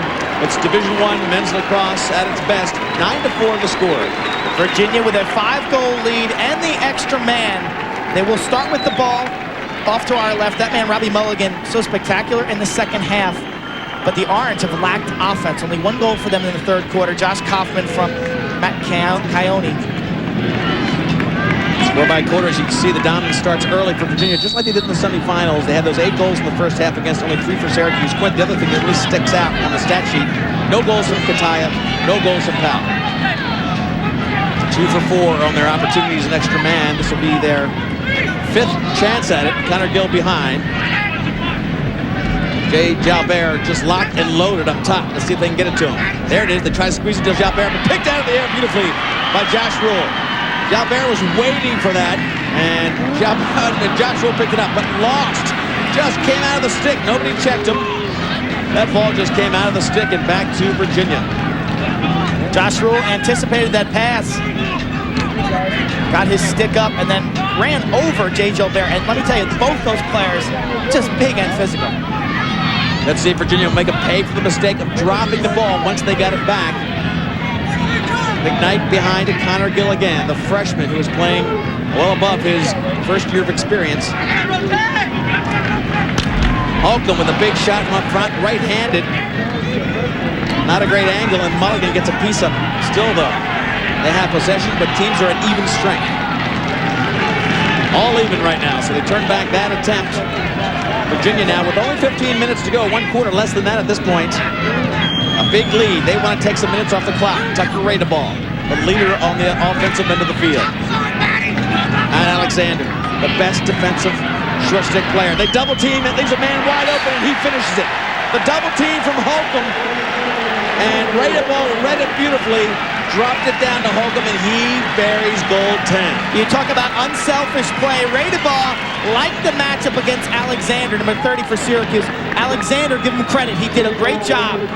But as Radeball bears in here, he finds Holcomb, who makes his 3rd goal of the game, past Mulligan. Watch it again, this is a great angle. You'll see Radeball bearing in. Eventually Syracuse has to double. They slide, leaving Holcomb alone. The 2nd slide is late. reaction shot, Tucker Radebaugh with the terrific assist to Hanley Holcomb. 3 shots for Holcomb, 3 goals. Tucker Radebaugh got a piece of that face-off, but it was the great aggressive moves of the wing play that give it back to Syracuse. They've got to have a little bit quicker step on their offensive end because they need a lot of goals, 6 goals to get back into this if they can hold Virginia without a score. 13 minutes left, 10-4 the score. The marquee attack for Syracuse absolutely shut down today by Curtis and company.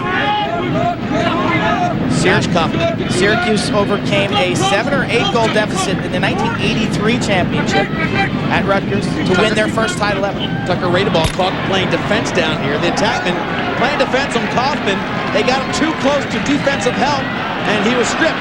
Taken on the clear, though. Syracuse with a big shot, and look at the young kid, Derek Kenny. Just picks it out with great confidence. Ball still loose. This could be a problem. Can they get help? Kataya up to the wing, and he bears it behind. 2 missed clears for Virginia after good defensive checks give Syracuse a chance to make goal number 5, and they do. They cut the lead to 5 goals. Powell's first goal of the game on an assist from Kataya. Watch the failure to clear. The ball rolls out of the back of the stick of the goaltender, Derek Kenny. Quickly, it's picked up by Kataya, who finds Powell in front. Watch it again. The outlet pass picked off, and then Kenny tries to make the play, and the ball just scoots out of the stick. So Syracuse cuts the lead to 5. If you're Kenny right now, you've got to maintain your composure. Don't let that 1 goal spoil a great afternoon. Because he has been sensational, doing everything to ask of a young kid, a freshman who has gotten better every game. Virginia dominating the faceoffs. They've won, coming into this game, 75% of their faceoffs in the playoff system this year. That is a lot. Jay Jalbert, who has played attack and midfield for Virginia, now inverting behind. 6'2", very strong. Jalbert will put a lot of pressure. Coming for the right hand. Mulligan with an easy save down low. And when you need to take some minutes off the clock, Syracuse gets the ball back fairly quickly.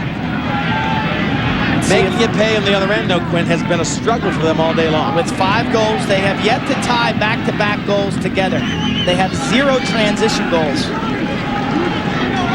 Tough to score goals in lacrosse when you're not getting transition opportunities and your extra man isn't converting. Powell driving to the left against Curtis. This is the marquee matchup, the Nike face-to-face. Powell tries to go back into the center. Cardisco all the way up top. One more pass. A shot by Kataya right into the stick of Davies. So a chance for them to keep it alive, and they do for the moment. Ball down again, another unsettled situation. Could be trouble up front. Virginia just whacks it to the side and just gets themselves back in position now. That was another unsettled situation that could have been trouble. Smart play by Davies, bailing Derek Kenny out right there. How many shots has the Virginia defense? Doug Davies, Curtis, Weissleiter, they have blocked a lot of shots. Syracuse moved the ball so effectively on that last possession. It looked like they were going to get an 8-yard shot. That never materialized. Liam Banks up top. This will be a rocket. And a roll! Syracuse putting a little bit of juice in their offense. Jeff Cordisco, one of the captains, the Cordisco boys, the only 2 Maryland players playing here in College Park for Syracuse this year, 10-6. And a little bit of life for Syracuse. Here they come, the Syracuse Orange. Liam Banks with a through pass finds Cordisco high and hard, beating Kenny. Again, this will be a terrific view. Watch, Liam Banks draws a crowd, find his teammate, and finally, Syracuse puts the ball on the 6x6. They've got some momentum, the sideline now, getting into the game. Their fans starting to feel it. Cut the lead to 4. Jason Denneker, they have a procedure call against Syracuse. It's going to give it to Jason Hart and Virginia. Bad timing on that. Denneker was out there. And let's see what Virginia does with this possession. Ball goes wide, and Abrams now stepping up the attack from the defense of Syracuse. Ball on the field. Abrams picks it up. Behind the back pass over to Mulligan. And the Orangemen feeling more like their transitional selves. Historically, this team can kill you in transition. Matt Alexander open up front, but they elect not to do it. Not to give it to him. They settle it down with Jeff Lowe. Jeff Lowe, one of the best athletes on the team. Virginia had their second attack unit in the game. You can see the first attack coming back onto the field. Marshall Abrams sensed that and went for the jugular and made the takeaway check. A very smart play by Abrams. Liam Banks now takes the ball behind against defensive Captain Davies. Davies works him on the side. Liam Banks just locking up, protecting the stick, watching for the double. Again, the stick check taken out, but they get an open man on the far side. It's still loose. Ball still loose. And laid on and protected. Push call against Virginia. They'll have possession. Ryan Powell playing like he's got a little bit of a sore back that we've learned at halftime. Just not quite himself back there as Ryan Curtis has really handled him today.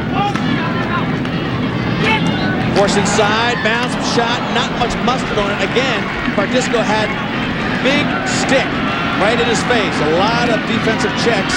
That time it was Baruch making it tough to shoot. 10-6, 9 minutes left. Virginia now with Connor Gill, the first muted foul on Drew McKnight. The defense for Syracuse extending themselves after Drew McKnight. Abrams is a great guy for takeaway. Here's Connor Gill. His size hard to do. He beats St. George. Abrams drops back into double. And quickly they give it to McKnight. Here'll be a shot just wide by Tucker Radeball. So Virginia's showing, Quint, they're not afraid to go to the goal if you give them the opening, even though the clock is really their best ally. Fadeaway jump shot by Tucker Radeball. Watch it. Coming across the middle. Had Mulligan beat. Shoots for the pipe with the backup. That's a good shot. You don't want Mulligan to be able to catch that. You either want a goal or you want the ball out of bounds for the reset. So quick job there with his stick fake from left to right. He'll shoot from here. Left-handed shot. And Mulligan comes up with the ball. He's got to get it cleared out quickly. Josh Rule will take it. The next goal, if it's scored by Syracuse, will give them increased life because 3 goals is sort of a magic number. You feel like you're in the game when you're only 3 goals down. And it's been a long time since Syracuse has been 3 goals down to this Virginia team who has dominated the game to this point. Burns calls a play, crosses his arms, gets Coyote to work inside on a pick. He's got Leahy in front of him. Now they switch off. Burns back to Coyote. Hill with one rip from out front. Looked for the right-handed Quint. Didn't take it against Leahy. Leahy stepped up. Coyote probably didn't have the full follow-through, so he pulled it out. Coyote looks for a feed. Powell, almost a moving pick on Ryan Powell when he moved to the side. Coyote trying to get open. Here comes the double. Slide coming hard. If they move it to the backside, they'll have an open player. Couldn't find him. Credit Virginia for blocking the lanes. Virginia packing it in defensively. Syracuse in no hurry. 7 minutes and a 4-goal deficit. Not time to press yet. They need quality shots. Liam Banks, the freshman who has stepped up at the end of this year to really make an impact for the offense. In close, shot low. There's Syracuse, 7th goal of the game. The hurt, the hobble, Matt Kataya coming off the crease. Liam Banks finds him. He goes low with the shot. Hughes scores 3 in a row, and the Orangemen now within 3 at a 10-7 score. Kataya from Banks. Banks has had 2 assists in a row. Look at him bearing in here, realizing, hey, I've got to start becoming more of a playmaker because Powell and Kataya are hobbled, and he has responded. Look at the heat on the sideline. Syracuse now down by 3. They've cut the deficit from a 6-goal margin to a 3-goal margin. They're known for comebacks. They've had to come back in every game. This is the lowest seed team in the finals. Can they do it? We'll find out. Come back to Berg with us. Division I Lacrosse Championships from College Park.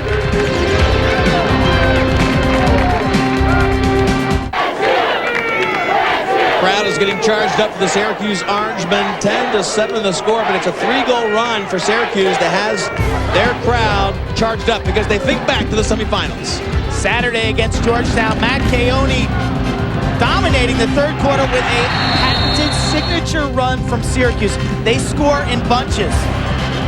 They did against Georgetown, a 6-0 3rd quarter. In fact, they scored 8 straight in that game, flexing their offensive muscles. You can see they look a little charged up on the far side. So that was Kataya, again, scoring those 3 in a row. And his hurt ankle, something that has really hobbled them, but they're moving him around to the crease. Watch the last goal. Liam Banks to Kataya, stepping towards the ball, beating Kenny from close range. Virginia's defense all day has done a superb job inside.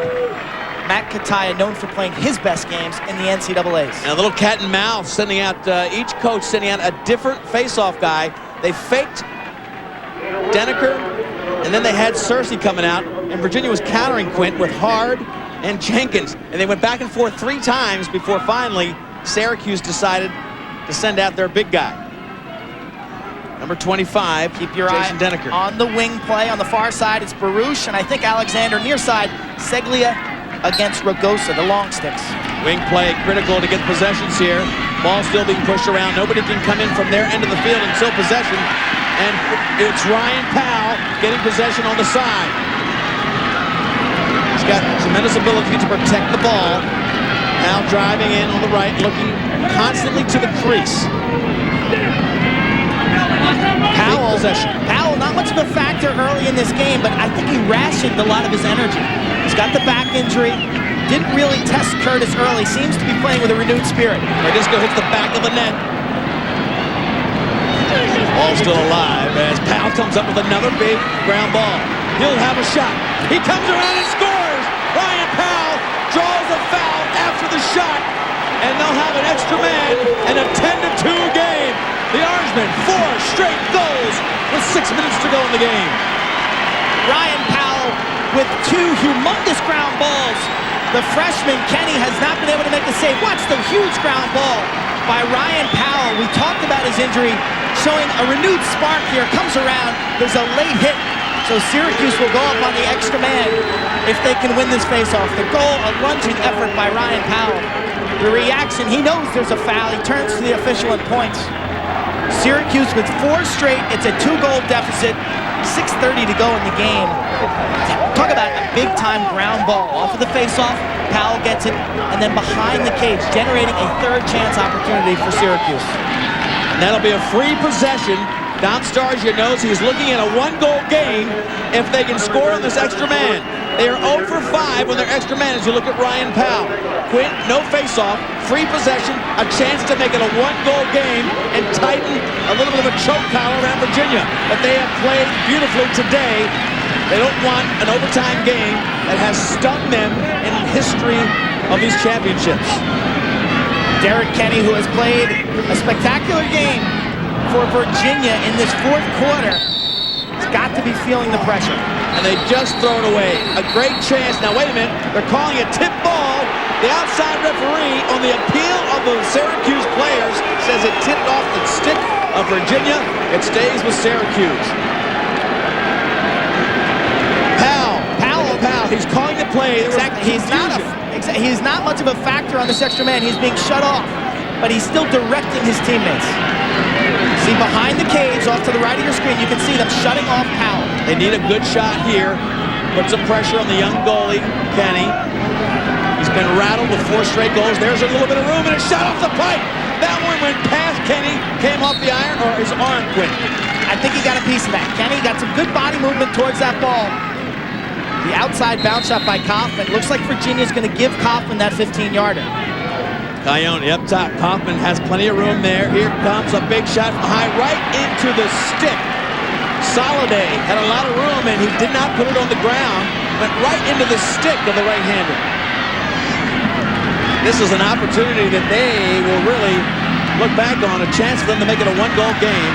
Teams at even strength. Great job for Virginia and goalie Kenny to turn back a charging offense. Kenny has a low setup. He's very crouched as a goaltender. He gets his hands in tight. And sometimes as a shooter, you see the upper portions of the goal. Syracuse, their extra man, could come back to haunt them. 0-6 on the afternoon. Jay Jalbert working against Coyote. Big shot up top. This will be pressure up to Holcomb. Holcomb on the far side. McKnight off the iron for him. Wow, he had nothing but velocity on that one. It'll be Tucker Radeball with possession for Virginia. A cannon from the near side. Deceptive motion from McKnight. We watched him earlier score high with that high stick position. He has had Mulligan beat from that same spot. He had a lot of room to come in and improve his angle, but felt he had a great shot right there. Connor Gill behind against St. George. Josh Rule working against Tucker Radeball. Rule applying a little pressure on the fringe. 4.5 minutes to go in this game. 2 goals separate. Syracuse had a chance of making a 1-goal game, but the Virginia defense has not allowed them a goal in extra man. 6 chances, no goals for Syracuse on their extra man. Step on the line. McKnight with pressure from the defense. Double team. Danced on the line. It'll go back to Syracuse. That man right there, Marshall Abrams, intelligently going for the double team. He has the ability to take the ball away. I sense as this game has matured that he feels more confident in his one-on-one battle. Chris Gardisco takes a shot just wide. That would have been trouble. He missed the net. Powell looks immediately to the crease. Can't find a target. This game has been Ryan Powell's for the last 10 minutes. Ryan Powell, much like he did against Loyola, just parked behind looking for help. Big and strong. Out to Tim Burns. Burns, right-handed shot there. He gets broke. It's a 1-goal game, 10-9. Burns lights up Kenny, who has been spectacular until the last 8 minutes. And this is a run for Syracuse. A 5-goal run. Burns, his 2nd goal of the game, isolating one-on-one. We expected Virginia's depth to come to the fore, but it seems like the Syracuse players. Watch the replay. Burns rolls back to his right. Watch the placement of this shot. You see it bounce on the near side. Beautiful placement in the lower corner. An amazing shot on the run by Timmy Burns. The turbocharged offense for Syracuse. They can smell the victory on the sideline. They cut the deficit to 1. This team, as we talked about, has come from behind in every victory they've had to get to this championship game in the playoffs against sensational teams like the defending champion Princeton Tigers.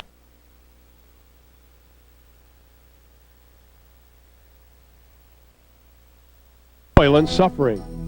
Individual accomplishment and teamwork mirror the lesson. That face-off may be the biggest of the game, and Virginia collects it. Connor Gill, one-on-one. Gill with the potential winner gives a 2-goal lead. He has been the shining star for the Virginia Cavaliers. 11-9, a 2-goal cushion on the shot by the freshman. His first goal of the afternoon after a 5-goal performance. 22nd of the year. Watch Billy St. George overplay.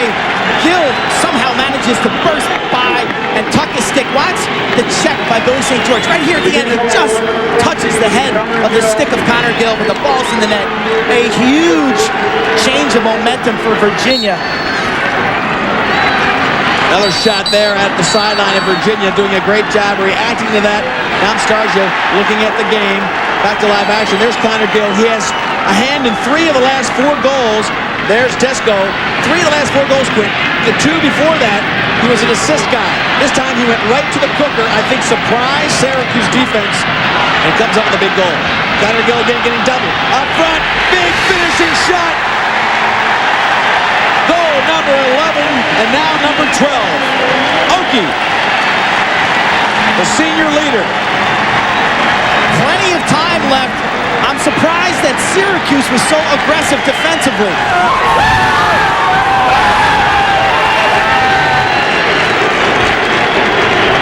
We've had a flag down. The goal will count. Watch the overplaying. St. George again going for the takeaway. Mulligan has to come out. And Gill with a slick move.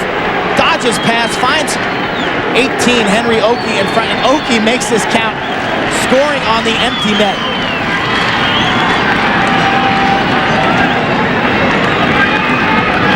Back and forth action as you see again the big overstretched defense of Syracuse, leaving him wide open in front, and Okie has been an inspirational leader to his team.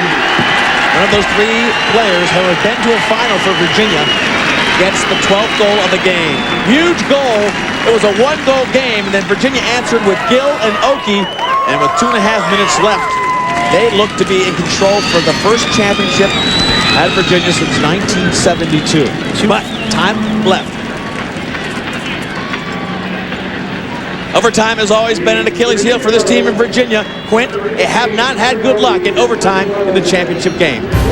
It goes back as far as 1980 when they lost in double OT to Hopkins, but this flashback will show Virginia losing in 94 to Princeton.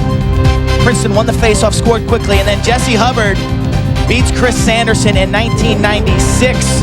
Princeton goes on to win that game 13-12. You know who Starja did not want overtime in this game, and those last 2 goals, huge for the Cavaliers. UVA in the NCAA title game, again, back in '72, Jay Connor and company took that team to a victory. And since then, the overtimes, 4 overtime losses since then. 80-86, 94-96 we just showed you. So you know full well Dom Stargio wants this over in regulation time. And you had 2 freshmen from Virginia going a long way this afternoon.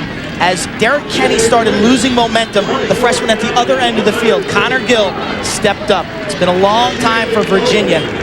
All these players on Virginia weren't even born in 1972, and especially Connor Gill, who's only a freshman. Unnecessary roughness on Syracuse. They'll be short as we continue play with only 2.5 minutes left. So, Quint, we can expect with a 3-goal lead to see Virginia just hold possession. They're not going to take a shot. They'll use the clock and move the ball around. It'll extend this defense that is 1 man short on Syracuse. Virginia 2 goals on 5 attempts to this 6th shot at it. McKnight with the ball. Jalbert there up top. Virginia has done so many things well today, Quint. They really have come in with a great game plan and enforced it beautifully. A team that is different this year than in years past. A new commitment in a lot of areas. Mentally ready to win a championship, and they well may do it. Connor Gill. They've been warned to keep the ball in. He stepped out of the box. That was a mistake by a young kid. He stepped out of the box after being warned. It'll go to Syracuse with less than 2 minutes. 3 goals to make up. And Alexander. Gill applying pressure. McKnight. Nobody wants to foul. Jalbert with a big over-the-head check, and he'll get a penalty on that. Jay Jalbert a little bit reckless on the check. Jalbert went for the butt-end check over the head. Got the check, actually, but the ball was not dislodged. Watch Alexander maintain possession here, and that's why this will be a hold. Right there, he's clamping down on his arm. A hold. The check, sensational effort to get over the shoulder and make the play. I'm not sure in this situation that check's necessary, though. Get back in and play. Jay Jalbert has 1 speed. You know, it's hard to tell him not to shoot. It's hard to tell him not to play tough defense. Syracuse, their futile extra man. 0 for 6 with not much time. You can't pass the ball around the outside here for too long. You got to go for the goal. They didn't even have enough players on the field at the moment. And now they try to push it up with Ragosa putting the ball on the field. They have been very sloppy in their extra man. Quint, with a normal extra man day, this game could be tied. But Virginia has done a great job of shutting them down. Shot coming from the right side, off the pipe and out of bounds. Virginia closest, they'll get possession. Kataya with a bad ankle on the near side, unable to run that one out. Devin Darkangelo with the bullet that had Kenny beat off the near iron. The extra man continuing to be the Achilles heel for Syracuse. I talked about not enough people out there. Actually, they had a man in the box themselves. They had to wait till it was released, and then they had the extra, but still, futility on their extra man opportunities. They've got to pressure now. They've got to extend. They have no time left. They've got to press for the ball, just like that by Ryan Powell. Ryan Powell's last 8 minutes, Quint, have been everything you would have hoped from him. Alexander. Flip it inside, Powell, back door, easy goal by Kataya. 12-10 to score, only 48 seconds left. We have seen teams on this field score 2 goals in less than a minute. Duke. Talk about the importance of an upcoming face-off. Watch this goal. Matt Alexander draws a crowd, shows his athleticism, drawing 4 or 5 Virginia jerseys, and then throws a nice little soft touch pass. And Powell, being unselfish as he is, kicks to the near side to Kataya. 2-goal margin, 48 seconds left. The biggest play of the game right here, this face-off. Hard's in there for Virginia. He's been giving him a lot of trouble. Wing play for Syracuse, trying to get possession, and here they come. They'll push the ball up. Seglia looking to get a shot off quickly. And it's the big stick check again of Virginia. The story of the day. Ragosa takes away the pass, and that has been the biggest success story for Virginia defense today.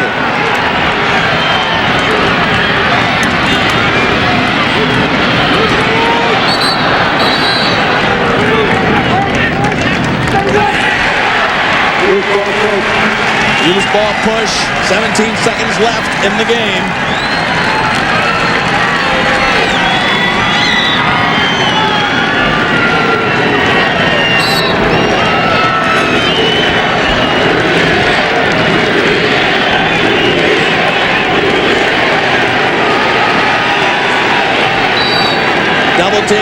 by Syracuse. It'll be too late, though, because Virginia, their team getting ready to just swarm the field. The Cavaliers have won their first national championship since 1972. Virginia, the Division I champions.